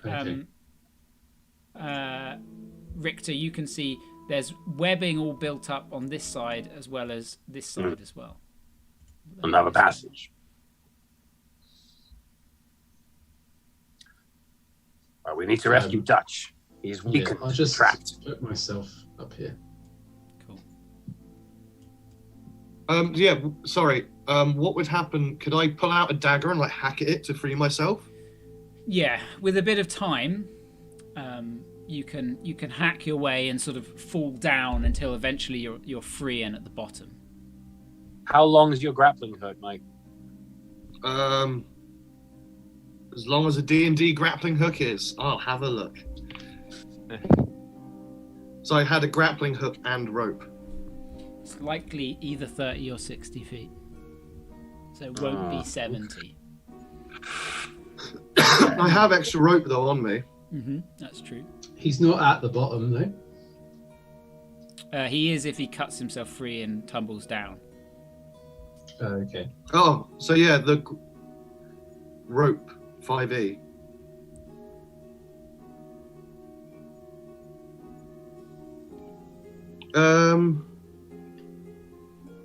Yes, it's saying 50 feet. Okay. Rope. In which case they're 50 feet. So it's probably a 50-foot grappling hook and a 50-foot rope. Yeah. So I'm gonna hoof it. I'm gonna try and chuck it up. Saying that you probably don't have 50 feet of rope and 50 feet of grappling hook 50 on feet you. of grappling hook, no, because that would be. It would be a lot of fucking stuff on you. So ridiculous. the rope is probably in the grappling the hook bag already. of holding. Oh, okay, that's fair. 50-foot hook is a really big hook as well. So yeah, I'm gonna What use is my going on with the 50-foot music? hook. I'm gonna reload a sec. Hang on. It's fine for me. Is it just Yeah, playing continuously? Yeah. Okay, I'm just. Oh, I wait, can shit. barely hear it. I'm gonna plant the staff of high canopy in the middle Hey. of the ground, There we go. and I'm gonna spend one of its charges to turn it into a tree, a 60-foot high tree. Yes. Oh yeah. How long does that take? It's an action, I think. Yeah, double check. Hang on. Into the tree. Shit it in. You can also, you can use an action to plant one end of the stuff in fertile earth. Oh. It's not. You need to have some fertile earth, pocket dirt on you. No. Okay. Damn it. I mean, it'll eat through my spells a bit, but I can feather fall my way down and then probably misstep Dutch back up. Or is misstep the one where you can take people? Or No, I've also got Dimension Door, I think. you can with Dutch. that. But that would. Why lead don't you we- dry. Why don't we try and climb? I'll stay on your back. I'll burn away the webs as we're climbing, Nice. and we can try and do that. Yeah, I can climb the wall good. We can clear a path up it. I'm going to burn away the webs, just throwing flames like up the wall as we're climbing, just to like clear them. So are you out? Are you down at the bottom then, Zeke? Yeah, because I fell in and I actually don't have a way of getting out. So you're just going to cut your way sort of down to the bottom, slowly. Yeah, just to help Dutch out. And I'd Or, like well, to be ready I mean- Eldritch Blast for if anything pops out of those holes. You're not that far down, I will say, Zook. You're maybe only 15 feet down. Okay. Can I try and launch some flames across to clear a path to here? Sure. And You launch whilst I'm some, here. you launch some flames across to the other side, and you see them kind of hit and spark, and then it just Oh, they started begins to burn. taking like a fucking wildfire. You've seen this before. Yeah, all of these webs are connected. And they just, bits of fire just across. Actually, at this point, I'd like to put on the gloves, one of fire, Yeah. one of ice, clap them together and make loads of fucking steam and force push. Good move. So it's a cloud of steam, which is wet. The steam That's sort of true, it's explodes out in a 30-foot sphere at the bottom, protecting yourself, I will say. But it is rapidly working its way back towards you, Zook. I would like to start scrabbling my way up the thing and try and climb. Make me a Rufus, strength. help You got to him. make me a strength check to break free. Oh God. Well, it's going to be an athletics. An athletics. Yeah, check. that's a 6. You just fucking Can I, struggle like a fly in Can a I web. assist? Can I assist by using my sonic mage hand to try and pull some of the webbing away? Unfortunately, the mage hand isn't quite powerful enough as a cantrip Fair enough. for Fair enough. for something like that. But a nice try, a nice thought. Okay, can I pull out my my bone dagger and start slashing away at the... Yeah, you begin At slashing the away webbing. and you begin tumbling further down as you hack away. You just kind of roll Okay, and I'm just fall going in to more and more. keep hacking until I get down Scalded into by the hot safety of steam. his steam bubble. Yeah, you hack, you begin kind of tumbling, and you begin kind of hacking and tumbling and tumbling. The fire does reach you and does burn you for 2 points of fire damage Ow. before you reach the steam. For everyone else, That the won't whole, even blister. the whole chamber is just beginning to fill with smoke as all of this webbing begins to kind of just take off into the air in great hunks and pieces, floating upwards and kind of like when paper is in flames, it just kind of lifts with the heat. It is searing hot. And you can hear hissing and popping and cracking of all sorts of things within these caves around you. I don't need to breathe, and I've got resistance against heat, so it's fine. It's a toasty bonfire for you. Yeah, it's fine. I'm not breathing. I'm good. Vandal, like, pulls his shawl up more around his face. Oh, that stench! Oh, yeah, I didn't really think about that one. I'm just going to ask, could someone throw me a healing potion if anyone has one? Just as we're losing visibility and things are about to get fucky again.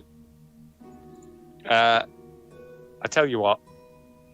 Why don't I use this now? Actually, no. Wait, shit, I can't. Too many absorb elements.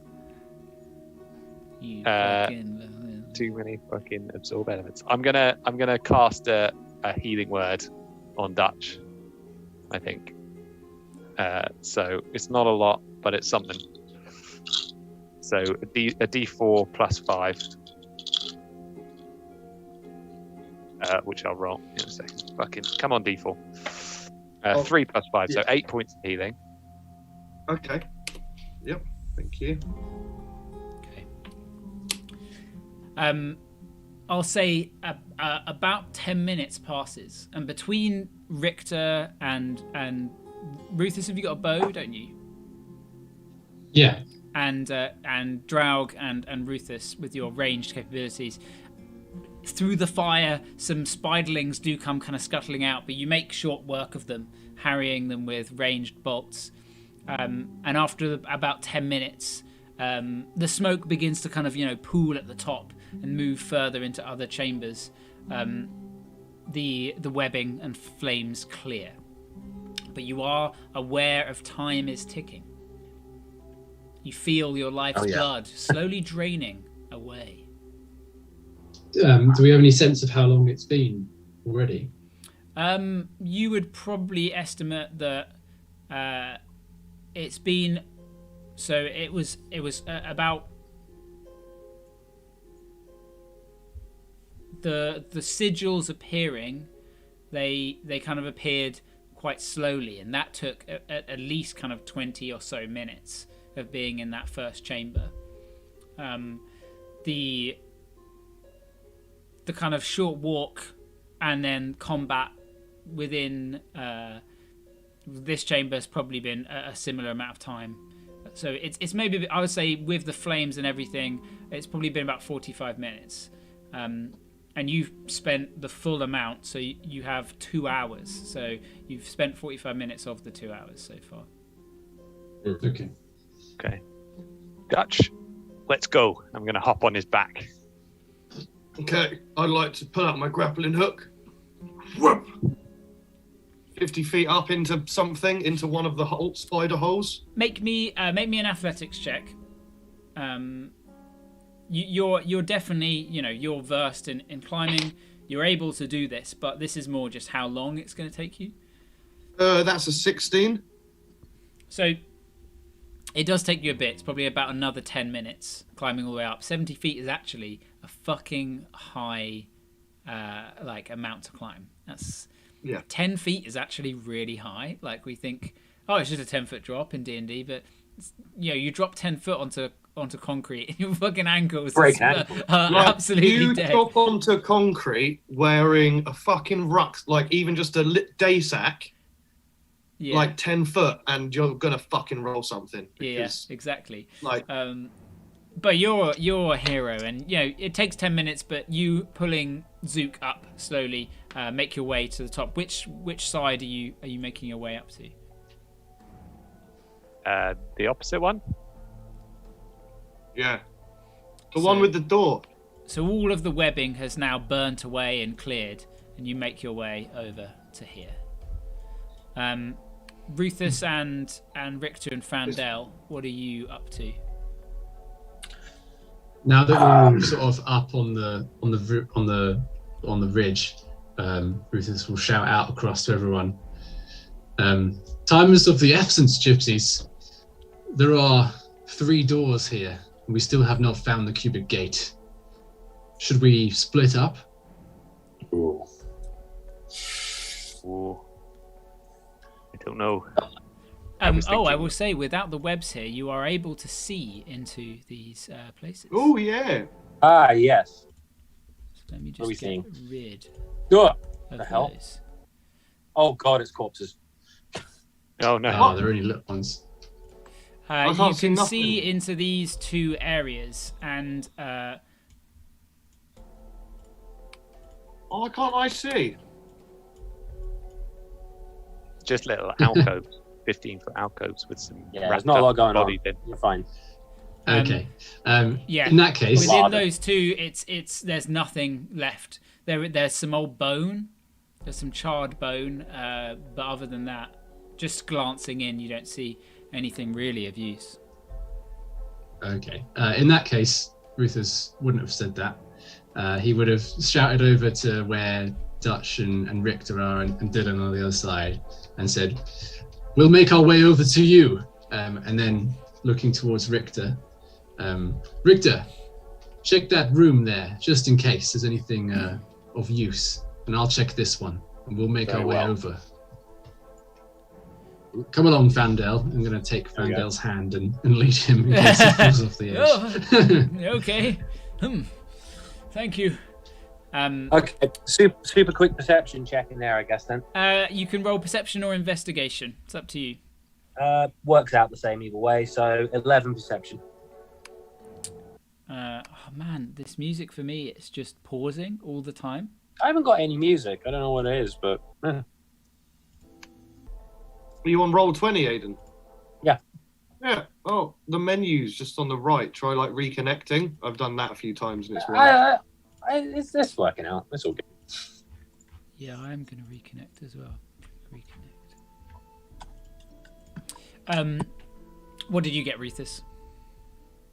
I got a 14. A 14. But does Fandel get to have a look as well? Oh, yeah. No, Fandel can give you advantage. Oh, okay. 16. You kind of rummage through some of the kind of essentially ash now, and you find some old bones. You whatever was in here could have been old kind of corpses sucked dry. The bones look very old. They look bleached white and pretty clean. You other than the bones, don't either of you, it's the same, don't find anything more of note, unfortunately. Okay, cool. Did I? No, the same. Okay, then I just scoop a couple femurs into the bone bag and then make my way back out. Very good, very good. For the sake of expediency, not wanting to waste time, I'm going to expend one of my spell slots and just use levitate to just shimmy my way across this gap to where Drug is. Okay. Fandel is going to make an acrobatics. He's going to go this way as it looks better. I was holding his hand. He came with me. Oh, okay. In which case, he needs to... are you proficient in acrobatics, Rufus? Athletics? No, acrobatics. No. So, you know what? I'm going to give him advantage anyway because you're literally holding him. You're not using your skill to give him advantage. You're kind of doing something else, which is good because he would have fucking fallen. He makes it across the first plank, wobbling. Oh, yeah. Just like using one hand and pushing Yeah. him against the wall. Okay, here we go. Oh, that's a 3. And that's a 3. 2 3s. I use Feather Fall. What's the range on Feather Fall? Oh shit, good question. That's far away. Oh god, I don't know if I'm going to be able to reach him, am I? One sec. I don't think it's more than 60 feet. No, I don't think we're going to make that. Um, Oh shit. he gets Oh, to God. he gets to this point here, Fandel, and the beam cracks and bends beneath you, and he kind of tries to grab out at you, and you just see him topple backwards away from you, Rethus. Are you able to do anything in these moments? Can I react and summon an avatar that's clutching the wall underneath him and try and grab him as he falls onto it. You can certainly try and make me an athletics check to grab him. Oh, I like this guy. That is a 14.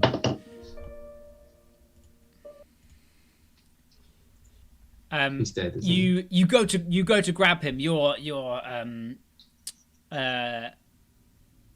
Your shadow echo of yourself appears, grabs out, and you feel it make purchase with Fandel's cloak. But that is all that remains in your hand as Fandel falls past. For God's sake. And you hear a at the bottom. He is going to take 76 of damage. Sake, Fandel.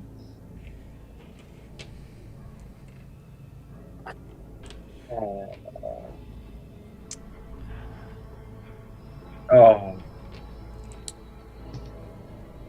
You stare down with horror as blood pools around I like that Fandel guy. at the bottom.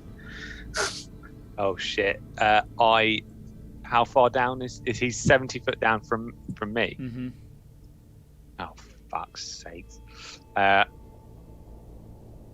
Is he not breathing? He doesn't look like he's breathing. Roll me a perception check. An unnatural 20. Staring down, he is breathing shallow.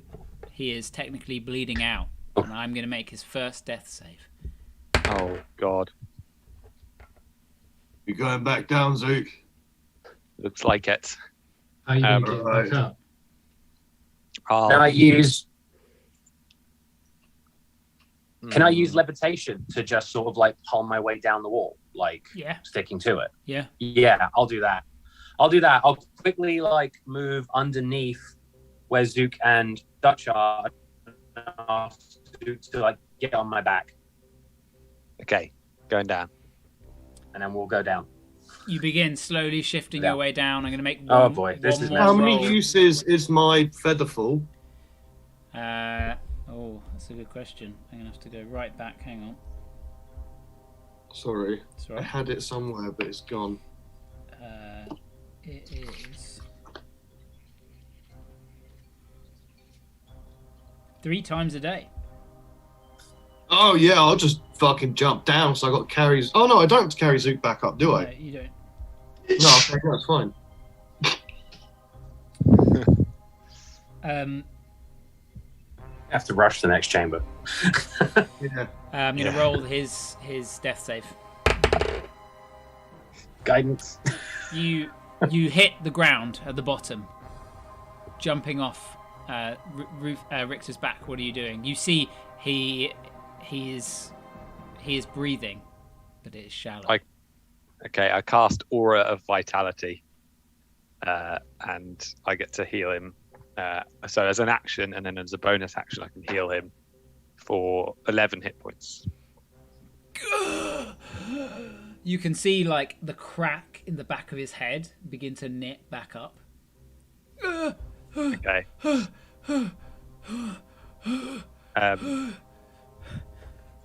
I'm going to spend... So technically I get to dish out a load more healing for a minute with this. So I'm going to use some for me, and then I might say, Dutch, we might actually need you back down here if that's okay, and I'll heal you when you come down. Yeah, okay. I jump off. I don't jump, I Fandel. fall.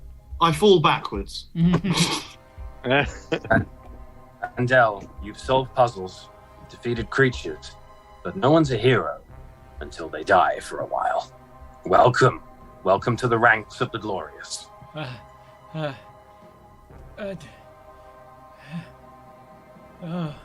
was close to the tunnel. I saw it. I saw her. Beautiful she was. Big, beautiful and green. Yeah, we've all seen her. Get the fuck up. What? Who are you talking about? And you pull him to his feet. He looks all the way back up to the top. Thank you. Thank you. Perhaps this was a mistake. No. Rufus shouts down from the top. Are you okay down there? Yes, I think so. Oh dear. You suddenly see the frailty of his age. He is an old man. He, although fairly powerful, he has naught but much hit points. Vandel, do you want to go on with us, or would you prefer to turn back? He turns towards you, laying a hand sort of on your shoulder. I, of course, will see this through. I would not turn back at the last hurdle. Come. Excelsior. Cost you your life? Was a close shave. I have faith in your druidic abilities. Indeed. Well, I haven't got many left to use, but How Do much my best. healing did you give him, ultimately? 11, which is about half of his... In fact, exactly half of his hit points. So. As he's got his hand on my shoulder, I put my hand over his hand and use Rook's halberd with the to life transfer another 11 points over to him. Oh, very nice. Oh, that's the first time we've used that, right? Sweet. I think I used it for something else, but it was ages ago. Yeah, it was a long time ago. Very good. Very good. From the remainder of that spell, Dutch receives 64 points of healing as well. Oh, fuck. Thank you. Wow. Wow. Crazy out of combat healing. I'm back up to 95 health. Okay. I'm going to say that with the levitate still up for 10 minutes, does it last? Yeah, I believe so. Yeah. I'll say with the last of the 10 minutes of the levitate, you're able to ferry Fandel and Zook back up. As you know, Zook is feather light. Who's a spider now? Fendel's pretty light as well. He's just a frail man. So you carry both Put him in the book bag. Yeah. both of the ingrates up to the to the top. To roll But my athletics. It is another 10 minutes. Yeah. So We're on an hour. you're on roughly an hour, and eventually you all make your way over to this side. Okay. What can we see? You can see Ooh. this Anti-shapes. before you. Antipasta. Antifasti. That's my Italian punk band. You make your way into the next chamber. It's really the end section of this chamber, and you see in front of you, around each corner, 4 crypts, some more kind of crypts on the in kind of like enclosed areas. These look old. These look even older, and they're not well decorated or particularly well made. They have no inscriptions on them, and some of them are kind of cracked and crumbled in places. Ahead of you, there is what looks to be like a large set of stone stairs that leads up to a corridor further along.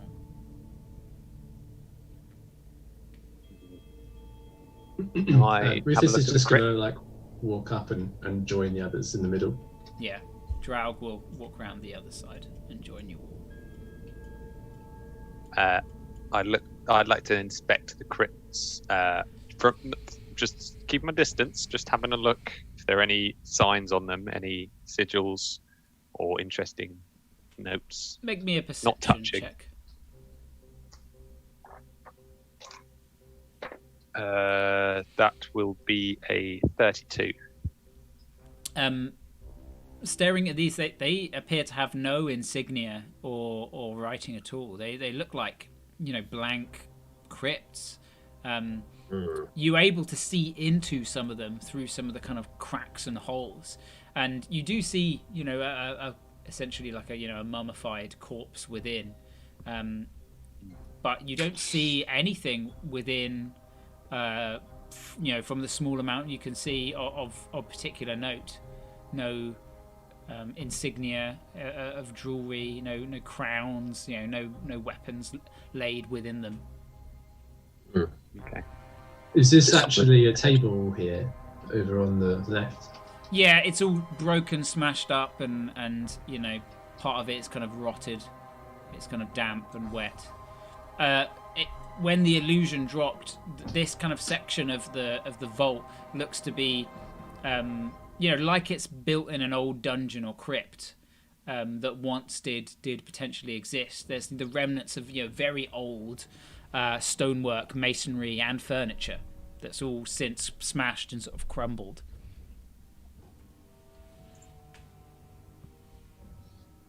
Nice. So Zoot looked in this one on the left. I guess Rufus will have a quick look on the right, just to skim over them and see if there's anything of note. Sure, roll me an investigation or perception check. Can I have a look? An 11. Yeah, you can have a look as well, Dutch. Is there any the coffins? Are they quite plain? They're stone. They're completely plain. They're like stone sarcophagi. Yeah. Can I have a knock on the lid on one and just be like, "Hello"? No response. That's right. There's nothing.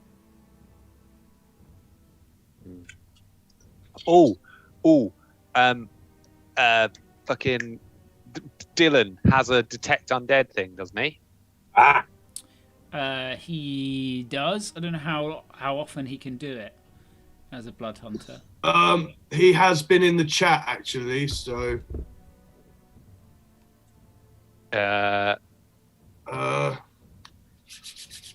Give him a second because the stream's a little bit slow, isn't it?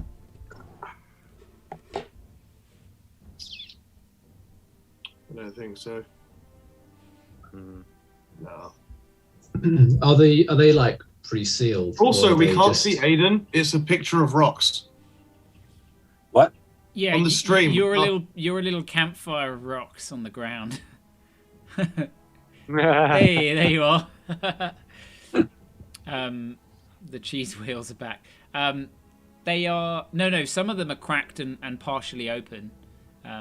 Not massively open, but they've taken a lot of wear basically.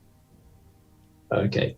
Not thinking of any sort of traps or dangers, Rufus is going to just sort of shove a lid off of one of them. Sure. Make me an athletics check. An 18. You put your shoulder to it and it topples off, sort of crumbling. Sort of dust emits into the air, and within is a very old corpse. Gonna poke it.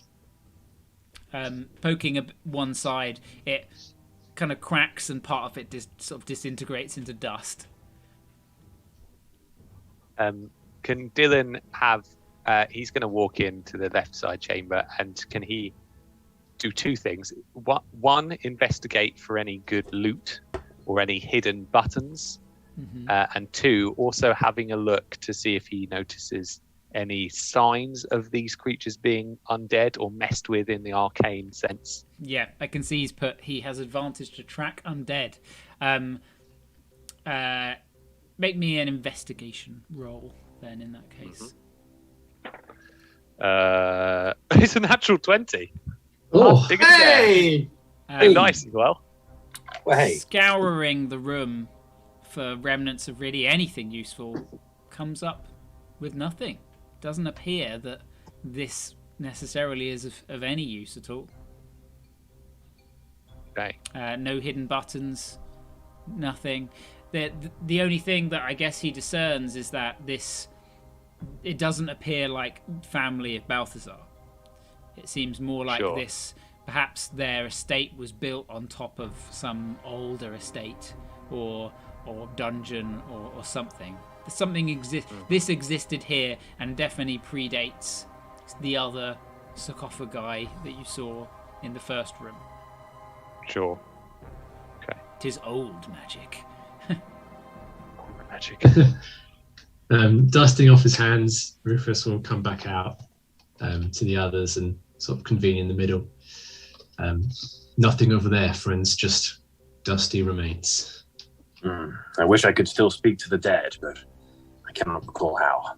Never mind. Perhaps we should move on. Well, the only way is up. I'm gonna start floating towards the staircase. Okay. Towards the loading screen. Just the door partially ajar, screen goes blank. So you begin making your way further up these stairs. They lead to a longer corridor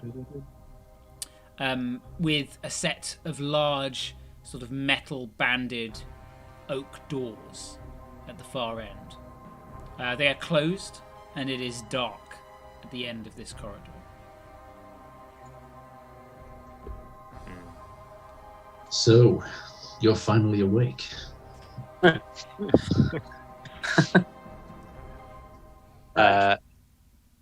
Okay.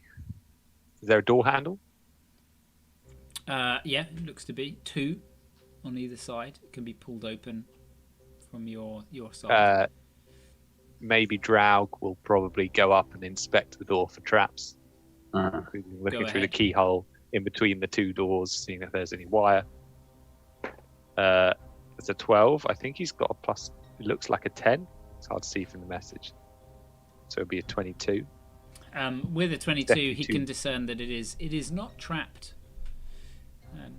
It would appear that getting this far would probably be quite unlikely if you weren't Balthazar. Open. It looks clear, friends. Shall we go in? Is it a pull or a push? Unsure. There are large sort of handle knockers on your side, so it could pull. I doubt Zook's actually strong enough to open it if it's big and heavy. I'll give it a pull. Richter goes up to one side and heaving it open. You can see it opens up before you into a large dark chamber. The light kind of spilling in from the Dukofu's lair isn't enough to illuminate all the way in, and it is very dark unless anyone has any form of light. I've got devil's sight. Can I see in the dark at all? You have dark vision, but it's still too dark to see with dark vision. There's literally no light in this. Summon the Sunblade. Get it. Whip that out. Sunblade is summoned, and it illuminates a small area, but the people with dark vision can now see the full spherical room that is before you. You can see, before stepping into the room, you can see that the room is just a huge sphere with a domed roof.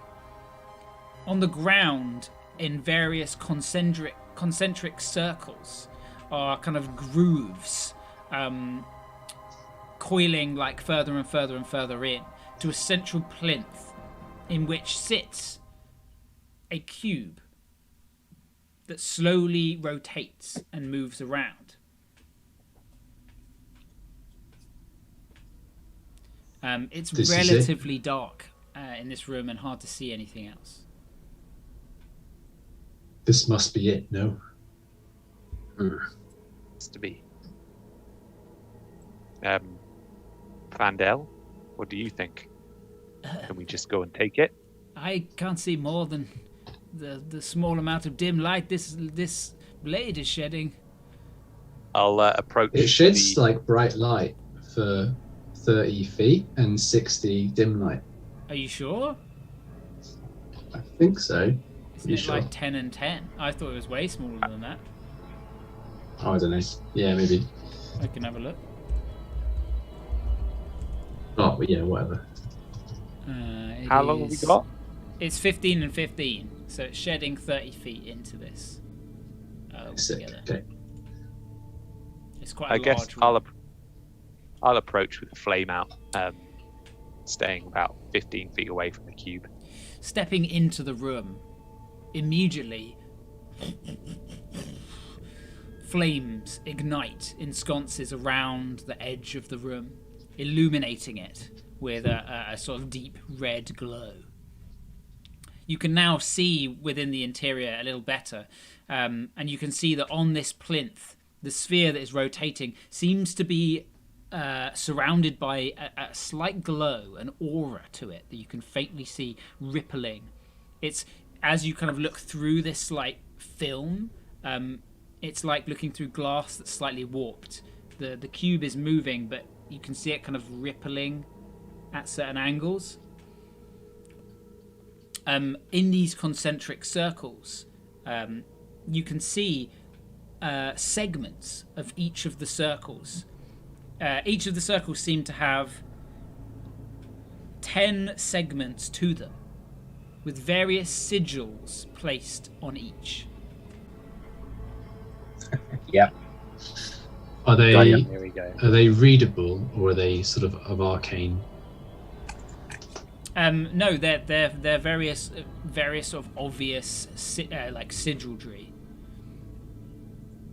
Did they match the yeah. sarcophagus in the first chamber? They do. Got that written down. Is there a flame one?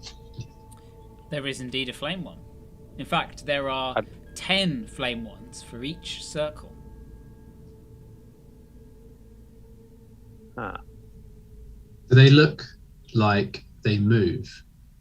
Like we could move them around? They look like they're slightly detached from each other, like they potentially could move, yeah. I'm having a bit of a hard time picturing it. What? So, could you describe it again? So if you were looking from bird's eye, you would see 10 concentric circles grooved into the ground.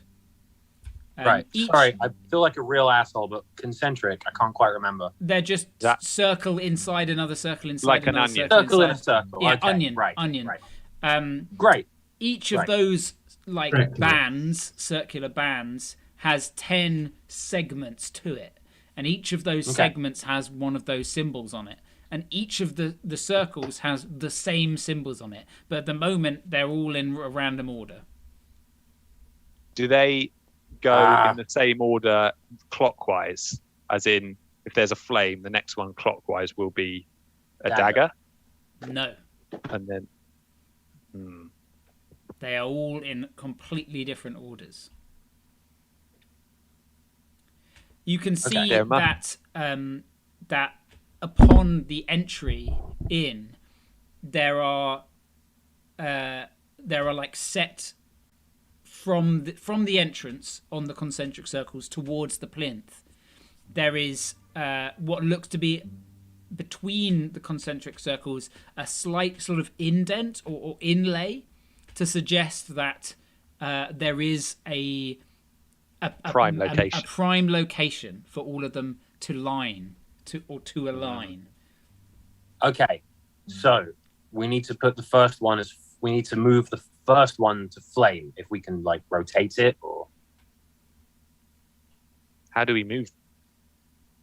Can we try and move them? Can we? Rich steps forward and tries to touch the outside concentric circle. Does it shift? It does. You push it. What's your strength? Oh, my strength is pretty good. 18. You are able to move it without issue. You can essentially, using even your feet, sort of push it like a the fuck in a playground. The thing that merry-go-round. Merry-go-round. Yeah, it's like the Skyrim puzzle. The ones with the Draugr doors Yeah. Says Right. Theo in the chat. It's a Skyrim puzzle. Yeah, you're able to shift it round, and you're lining fire up as the first one. Fire up as the first. Then moving forward to move the dagger to second. You push the flame round, slotting it into its place, and you step to the next, slowly pulling that round, and you put dagger into the slot. Sure. Mm-hmm. Third one, we move to skull. Skull is in position. When Richter places it into the position that he deems is correct, does it react in any way? Is there any sort of like click into place, or like, you know? It kind of clicks, as in each segment clicks in, but each one does that. There's nothing to give away whether the order is correct or not. Mm. So did we do the third one just then as skull? Mm-hmm. Okay, the fourth one as axe. You push the fourth one in. You can tell me the order that you want to put it all in, to expedite What, it's time. just in one go? Yeah. Okay, yeah. 5th lightning, 6th angel statue, 7th shield, 8th dragon, 9th eye, 10th hourglass. Okay. It takes a while pushing them all in. It's at least a minute or two each. So I'll say it takes 15 minutes ish to kind of push these around until they're aligned in that particular order. But once they're all aligned, nothing seems to happen. Try and Zook, kind with your high passive perception, you notice that the slight shimmer to the cube is no longer there. I think, Richter, Yes. you're a genius. There's nothing around the cube now. It may have dismantled the defenses that were put around it. Presumably, having just done the final circle, Richter's like right in front of the cube, I'm guessing. Yeah, you would be. And with a tentative, very frightened hand, Richter will reach forward to touch the cube. You touch the cube, and you watch as Richter is sucked into it like a sort of wormhole, like torn and pulled within. You hear a kind of sucking noise, and the cube like spins quite dramatically in its spot, and then comes to a halt. Uh-oh. Vandel? Vandel? Looks towards Vandel. What just happened? Transmutation is not my strong suit, but I would say he's been teleported to somewhere else, quite clearly. This is the cubic gate, no? Which means that he's been transported to another dimension?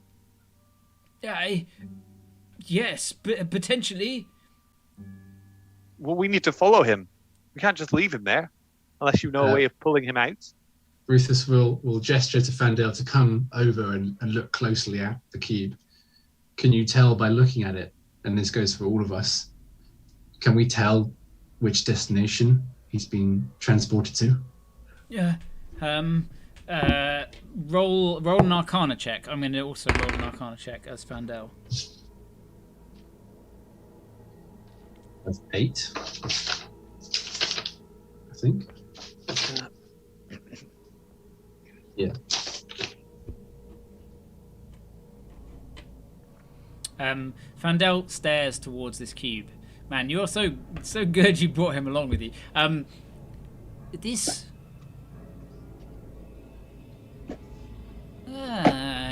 interesting, look here. And he points at some... You see on the plinth itself, there is what looks to be a transmutation circle. There's a teleportation sigil here, lined up with this. This is no cube. This is not the cube. This is It's a way through. to where? To the cube? I am not sure. This would be the way. I am sure of it. Well, Rufus sighs and looks at the cube and looks at the others and says, "Well, I'm not leaving him there on his own." And he grabs the cube as well. You feel yourself sucked through the cube. Are the others following? Yep. I look to Fandel and say, "You're in it 100%, or you're not in it at all. I'll see you on the other side." Oh dear! Oh dear! Oh dear! Oh dear! Grab the cube. He grabs the cube. Everyone grabs the cube, and you are sucked through. Richter, you are first to enter. You splash out, crashing, jingling all around you. It's kind of like splashing and crashing, and you come to in what looks to be a similar, if not identical, chamber than the one you were previously in. But it is fucking filled with money. Filled with gold, treasures, platinum, chests of all kinds just stacked up all around the place. Get that shit in the bag of withholding. You stand just looking about at this Big shit. enormity, and then crashing through the coins. Your companions come crashing and tumbling through. Rufus gets to his feet and is like, Richter?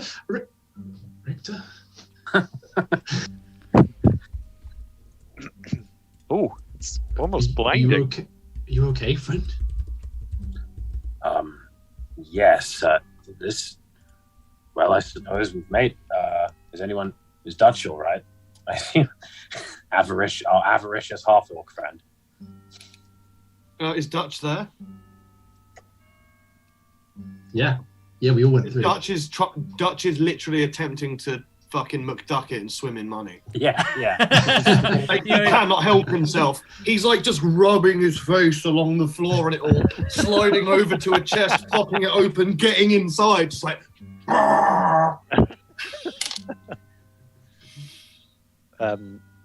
I don't think you can eat it, my sweet green friend. It won't do well for your stomach.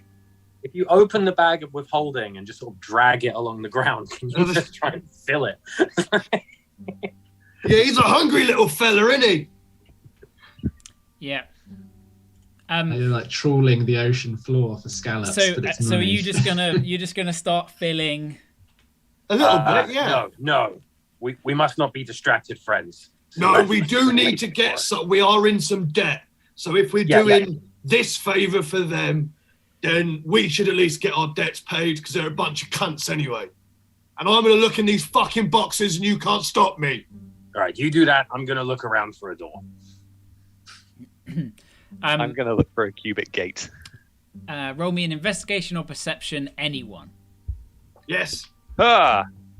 I'm not good at either of those. So someone else do. Can I guidance myself? You can. Oh, what? You can. Yep. What does guidance do? Is it D4? An extra D4. Fuck yeah. A 31 for my perception.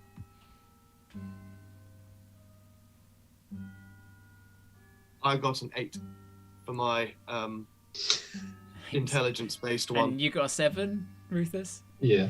Okay. Yeah. Richter? Oh, here we go. 16. 16. Oh. And Fandel's going to roll. And roll for Draug. Yeah. You got a 19 investigation. Okay. Thank fuck. Zook, with your 31, 31. You scour about, looking across this large spherical room. There are no doors, no way in. However, in the center of the room, the same plinth is there with this cube sort of rotating in the middle. you you scour about, but it doesn't appear that there is a different cube that you can see above the surface of the coins to the one that is on the plinth.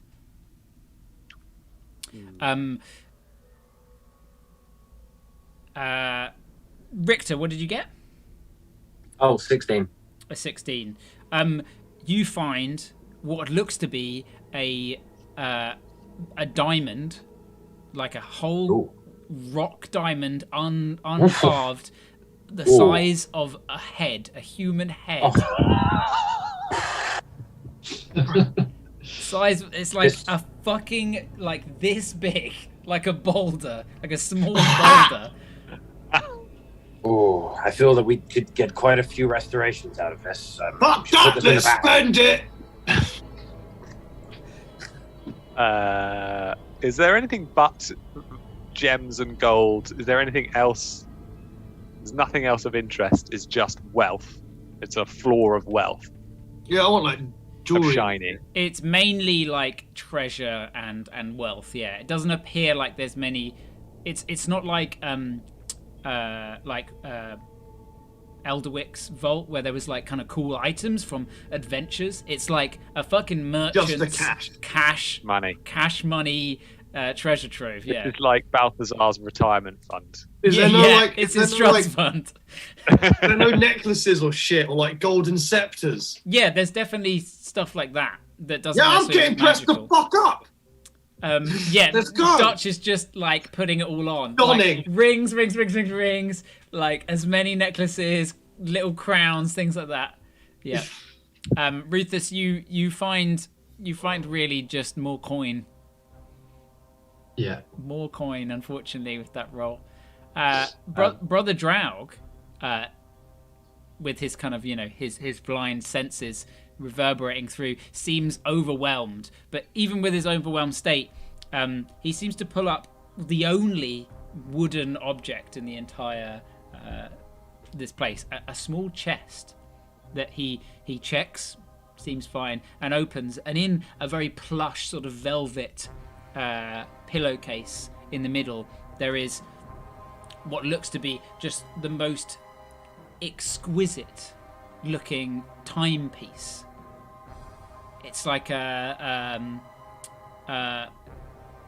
3-domed hourglass. It's like an hourglass, but with a centerpiece, like 3. Yeah.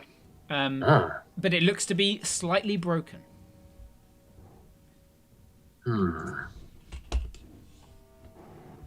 Why do you keep that piece of shit? What is this? I just found it, Dutch. I don't know if it could be much use. Let's ask the antiquities expert. Fandel kind of comes over. My.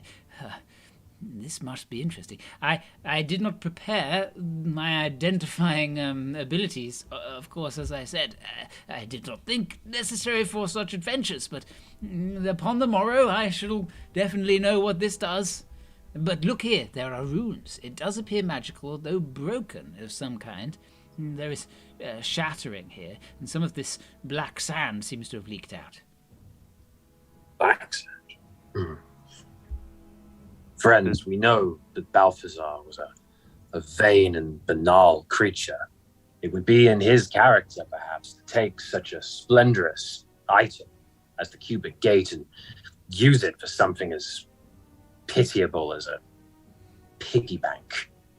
Perhaps we are inside the gate right now. There doesn't seem to be any way out of here. He has perhaps created a pocket dimension to store his money. I suppose so, but it was supposedly a way through to the astral plane. That's what you told us, Fandel. No? Yeah, and the astral plane is definitely potentially one of the places it can go. 6, to be precise. 6 sides. But the plinth that the original cube was on, it was inscribed with a particular set of runes. It was. Perhaps he has attuned it. You are most knowledgeable, Richter, indeed. Using and harnessing the teleportation powers of said cube to another realm where, indeed, would be away from anyone. No one could get here. I don't even know quite where we are. So how do you think we take the cube away? I'm assuming we can get back through into the other chamber, but what do? Dispel the runes around it? Yes, but I wouldn't advise doing that from this side. We could be trapped here. No, of course. Well, quite. Well, unless we've been inside the cubic gate this whole time.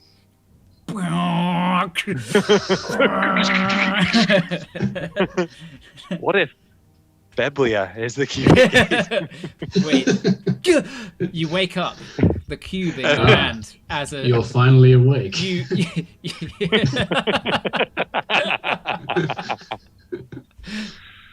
Oh man. Dice. Dutch, you may want to fill your pockets. I suspect that once we leave this place, neither us nor anyone else will ever return to it. I'm going to take off my satchel of holding and give that to Dutch and say, if it helps, you can fill that too. The satchel of holding, how much can that hold? Let's have a look. No idea. I got it. Don't know what it does. You can have the bag of withholding too.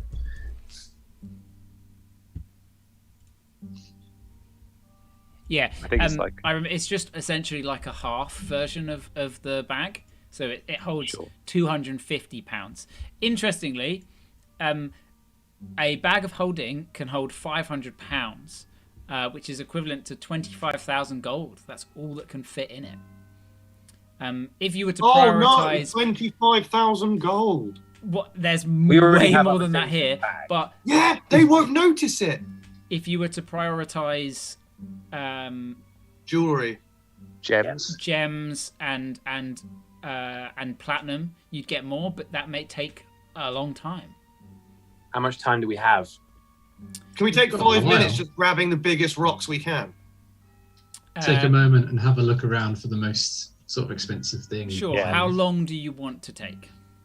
Okay, let's each take 5 meters square and just find what you can take in that, and let's go. How long do you want to spend?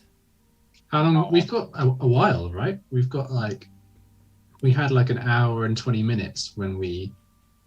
Well, we'd spent an hour by the time you had we about left. an hour left, so you've got maybe 45 minutes. We killed about 15 minutes saving Vandal, didn't we? Or you've got 45 minutes left, ish. 10 minutes, 15 minutes. Yeah, let's take 15 minutes or something. Yeah. Rather than actually picking gems up, what I'm going to be the eyes in the sky. So I'm going to be pointing out there, and try and spot the extra shiny things. Okay, I will get a collective group, either perception or investigation. So can I not use athletics to just pick up the big things? Sure. You know what? You can use what skill you want to. It's like a skill challenge, but collectively. Yeah, I'm going to use my strength to pick up the big ones quick and just Okay. Zook, you're using perception to call out things. Yeah. Natural 18 plus 15. 33. Okay. As it calls things out from the sky, I'm going to use my athletics as well to run from point to point as soon as he calls them out with Dutch. Okay. Make an athletics check. I got a 21. Draug's going to use perception as well, I think he would. Yeah. Yep. Fandel. Oh, he got a natural 19. Oh, Fandel's going to use investigation. Wow. For a 24. He's picks up an item, is Byzantine style. And Richter? I will also use athletics to, upon hearing where the gems are, run to them and throw them towards the middle into a pile. Okay. Athletics as well. Oh, 19. No. Okay. Oh, wait, hold on. No, it rolled as a 19. Plus 9. Oh, fuck. Why are you smiling? That's 28. Whoa. Oh fuck. Okay, that's fucking successful. Oof. You spend the next There 15 is. minutes scouring platinum, gems, any like bigger jewelry that's going to be worth more than a gold. You know, a ring might be worth 100 gold, might be worth 20, still worth more than a gold. You begin hucking that all in. I will say with a successful check from everyone, you successfully quadruple the earnings. So you have in the bag of holding roughly 100,000 gold pieces. We're heisting. Some of that is coin. Some of that is the majority of it is stuff that you're gonna have to sell, which is quite a lot. Let's go back to Icebreaker's place.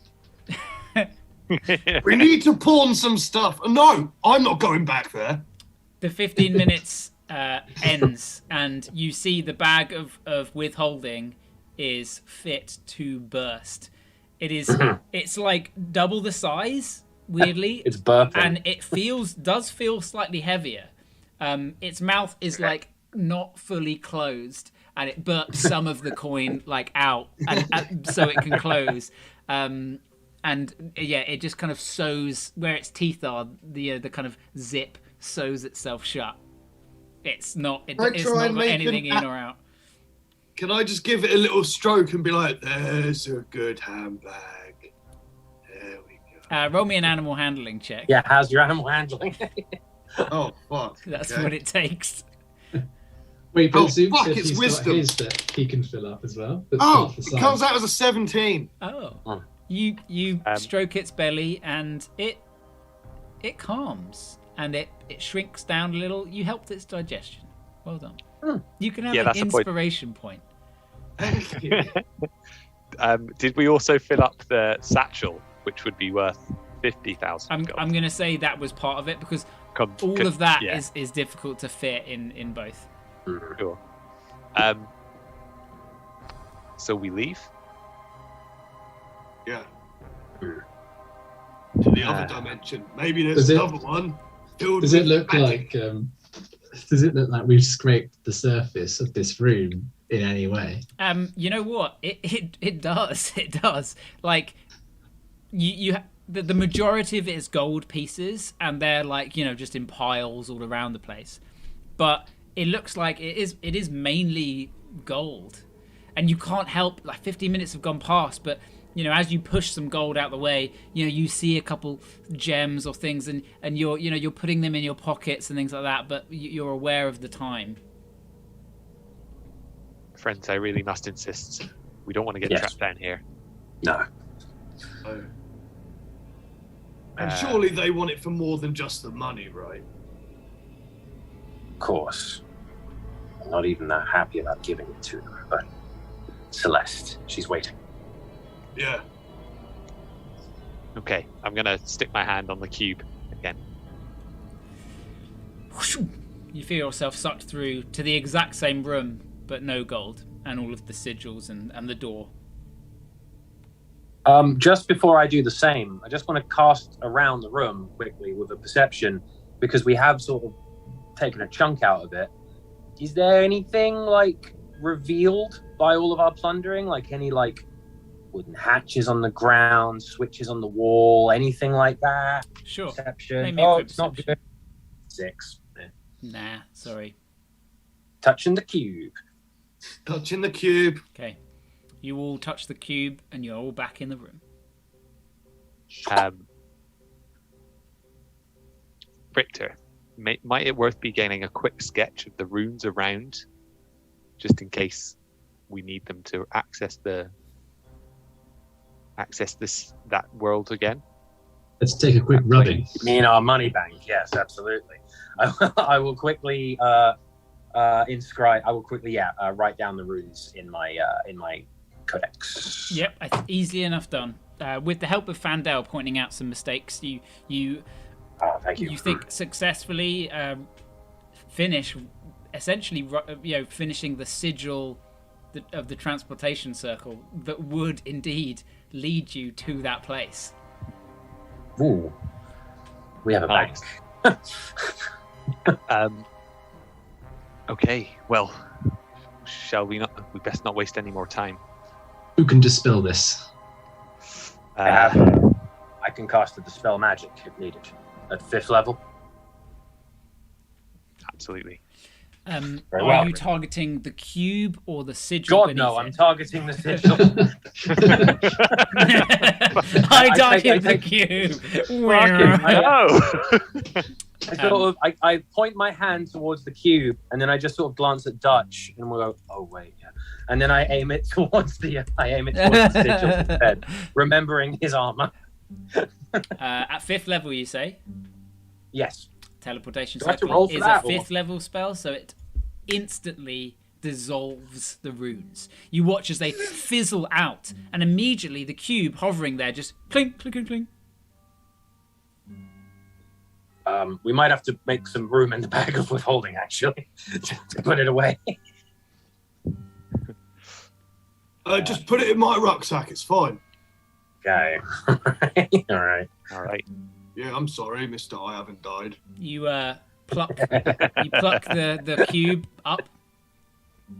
You can see it now close, and it is this exquisite cube of impossible geometry within. Bands of bands of metal within bands of metal within bands of metal. It's like one of those things where you look in and it just keeps going. Like those weird videos where you zoom through galaxies and it continues forever, like getting smaller and smaller and smaller and smaller and smaller.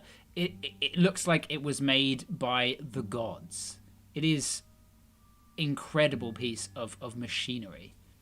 Just think, friends, with this cube, we could know so much. We could go to so many places. Nothing would ever be in our way again. There would be no barriers. Everything would be accessible. All knowledge of all realms. Sorry. Old habits. Old habits. I mean, he's right. We could keep it. We could get Celeste back, and then just kill him and take it, and then deal with the Lich King and the pillars and the giant invading army. That's pretty important. Well, I've been thinking about this. Fandel, do you know any kind of illusion that would be so convincing as to make Eldama think that they had the real cubic gate with them for a time? Well, let me see. If you don't, then there's a possibility that I might. As I said before, I know how to cast a Mirage Arcane. Quite. I could create... I'm not sure if the Mirage Arcana has the minute capabilities, the detail. A programmed illusion could indeed create an illusion of an object. However, it will exist. I do not believe it will be able to be passed around. Physical interaction reveals it to indeed be an illusion. Or we ask Eldama to test it, and when she goes to the bank realm, we dispel the runes. Friends, I agree that this is a conversation we must have, but let's yes, do in this once we're transit. out. Walk and talk. Yeah. So heading out. Right, so we all need to get back over the other side of the hole. How are we going to do that? Because he can't jump, and if he falls again, he's going to pop. Zook, are you able to turn us into those wind sprites that you are fond of doing? I'm pretty exhausted, magically speaking. I Understood. don't think so. I have a dimension door. I could Why get someone over the side. That's true. What about an old-fashioned tying rope round our waists and hoping that the strongest and most dexterous can hold the rest of us up? Yeah, we can always do that, and then me and Richter can jump down last. I will say without the rolls you can do that, but it just takes some time. But you have half an hour. I'll say 15 minutes to ferry everyone across with rope. We killed that and spider with, quick. Huh? with 3 strong people. Yeah, you fucking obliterated the spider so quickly. In 2 turns. You make it across with 15 minutes to spare. And you make your way back through the chamber, hurrying now towards the large open doors along the corridor with the rows of crypts now no longer illuminated. Into Balthazar again. I'm Balthazar again. Balthazar's form takes you, and you can see there the vault entrance, the lift that would take you back up, is open and waiting. Scurrying in. Must. All hurried and scurried into the lift. I want to be at the front, so if anyone is waiting up there, I'll be the first face they see. Sure. And then you can stick them with the long stick. You wait. Maybe. You wait. No. You wait. God. And eventually, the time runs out, and the doors shut. You have a sudden image of yourselves spending too long in the golden treasure room and not making it back to this lift in time, or had you not given enough life's blood over, but giving the full amount paid off in dividends. Jungle Run. And it is shut, and you feel it grind Sash. up and up. Yes. Can we see above, like, as we're ascending, can I see the exit point? No, it's like it was like the statue lifted up, revealing a space that you could go in, and then it went back down, sealing the hole. So you're just in a like an enclosed lift, basically. And you got to wait. You'll see the ground as it begins to rise, but it had little gates that sort of shut. Cool. Okay. Grinds. As we're Sure. Yeah, go for it. just as we're heading up and waiting to get to the surface, I'm going to turn towards all the others. Gypsies, friends, do not forget where we are once we exit this place. We still have a bad feeling about Wendelin and his missing inquisitors that are in the grounds.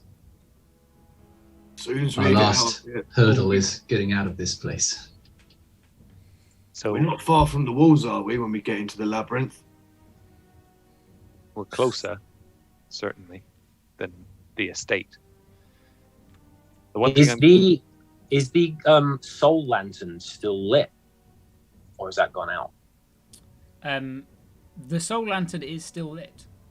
Okay, oof, good. You grind up and up until eventually, the slight ground of the kind of steps is revealed, and light pours in. Not light of the sun, but light of fire. Of course. Firelight flickers across the top, and you can hear and smell charring, burning wood, smoke in the air. As the lift slowly ascends, you see around you is just a flame. The entire hedge maze is just burning all around. Huge plumes of fire lift up into the sky. And across, maybe 30 feet away from you, a lone figure stands illuminated by said fire. Standing there before you, alone. And you see the reflection as flames kind of lick beneath his face. Wendelin. Fuck. Landing either side, you see the Inquisitors sort of crack and move their reflective helms, the lights of all the flames dancing off them. And Wendelin raises a hand towards you, just... Not this time. And that is where we will end today's session. Oh, Shit. that's beautiful. Oh, that's such a like fucking boss fight intro. That's so sick. This is Double boss fight. This is the real fucking boss fight. Good heist, boys. Very good heist. Great heist. That Great went fucking heist. surprisingly well. That went great. With That was fucking awesome. with a lot of fucking money in your I was like, man, in this beginning room, if they don't write down these things, they are fucked. I was like, they're gonna write it down. They're gonna write it down. And I heard Aiden writing it down, and I was like, I hope he can make the next session. I got 9 of them down. I man. didn't realize there was the hourglass. That That was the amazing. Yeah, I the wrote final them one. down too. Oh, good. Oh, good. Okay. Well done. Well done. Imagine if we'd gone into the dimensional vault, and it was just that room that's Aiden's background, it's just full of cheese. Balthazar's true vice. And you immediately The like mountains. item clip, and it damages you, and This is you you. die. You go, Are we still on stream? yeah, we should be. Cool. But thanks for watching. If anyone is there, we will be back next week for the final episode of the heist and potentially Xanthar. There'll be Potentially our lives. wrap up Xanthar related stuff, and then on to the final chapter of the Gypsies of Fortune, which I have Fuck. planned. Endgame. Epilogue. It will be endgame. If you defeat this next fight, you will level up, as you will have faced enough challenges between the last level up and now. So have that in your head, because you probably will level up upon the next rest, which will be could be during next session. Thanks for watching, everyone. Join us next Thursday, I assume. Yes. Yeah. Goodbye.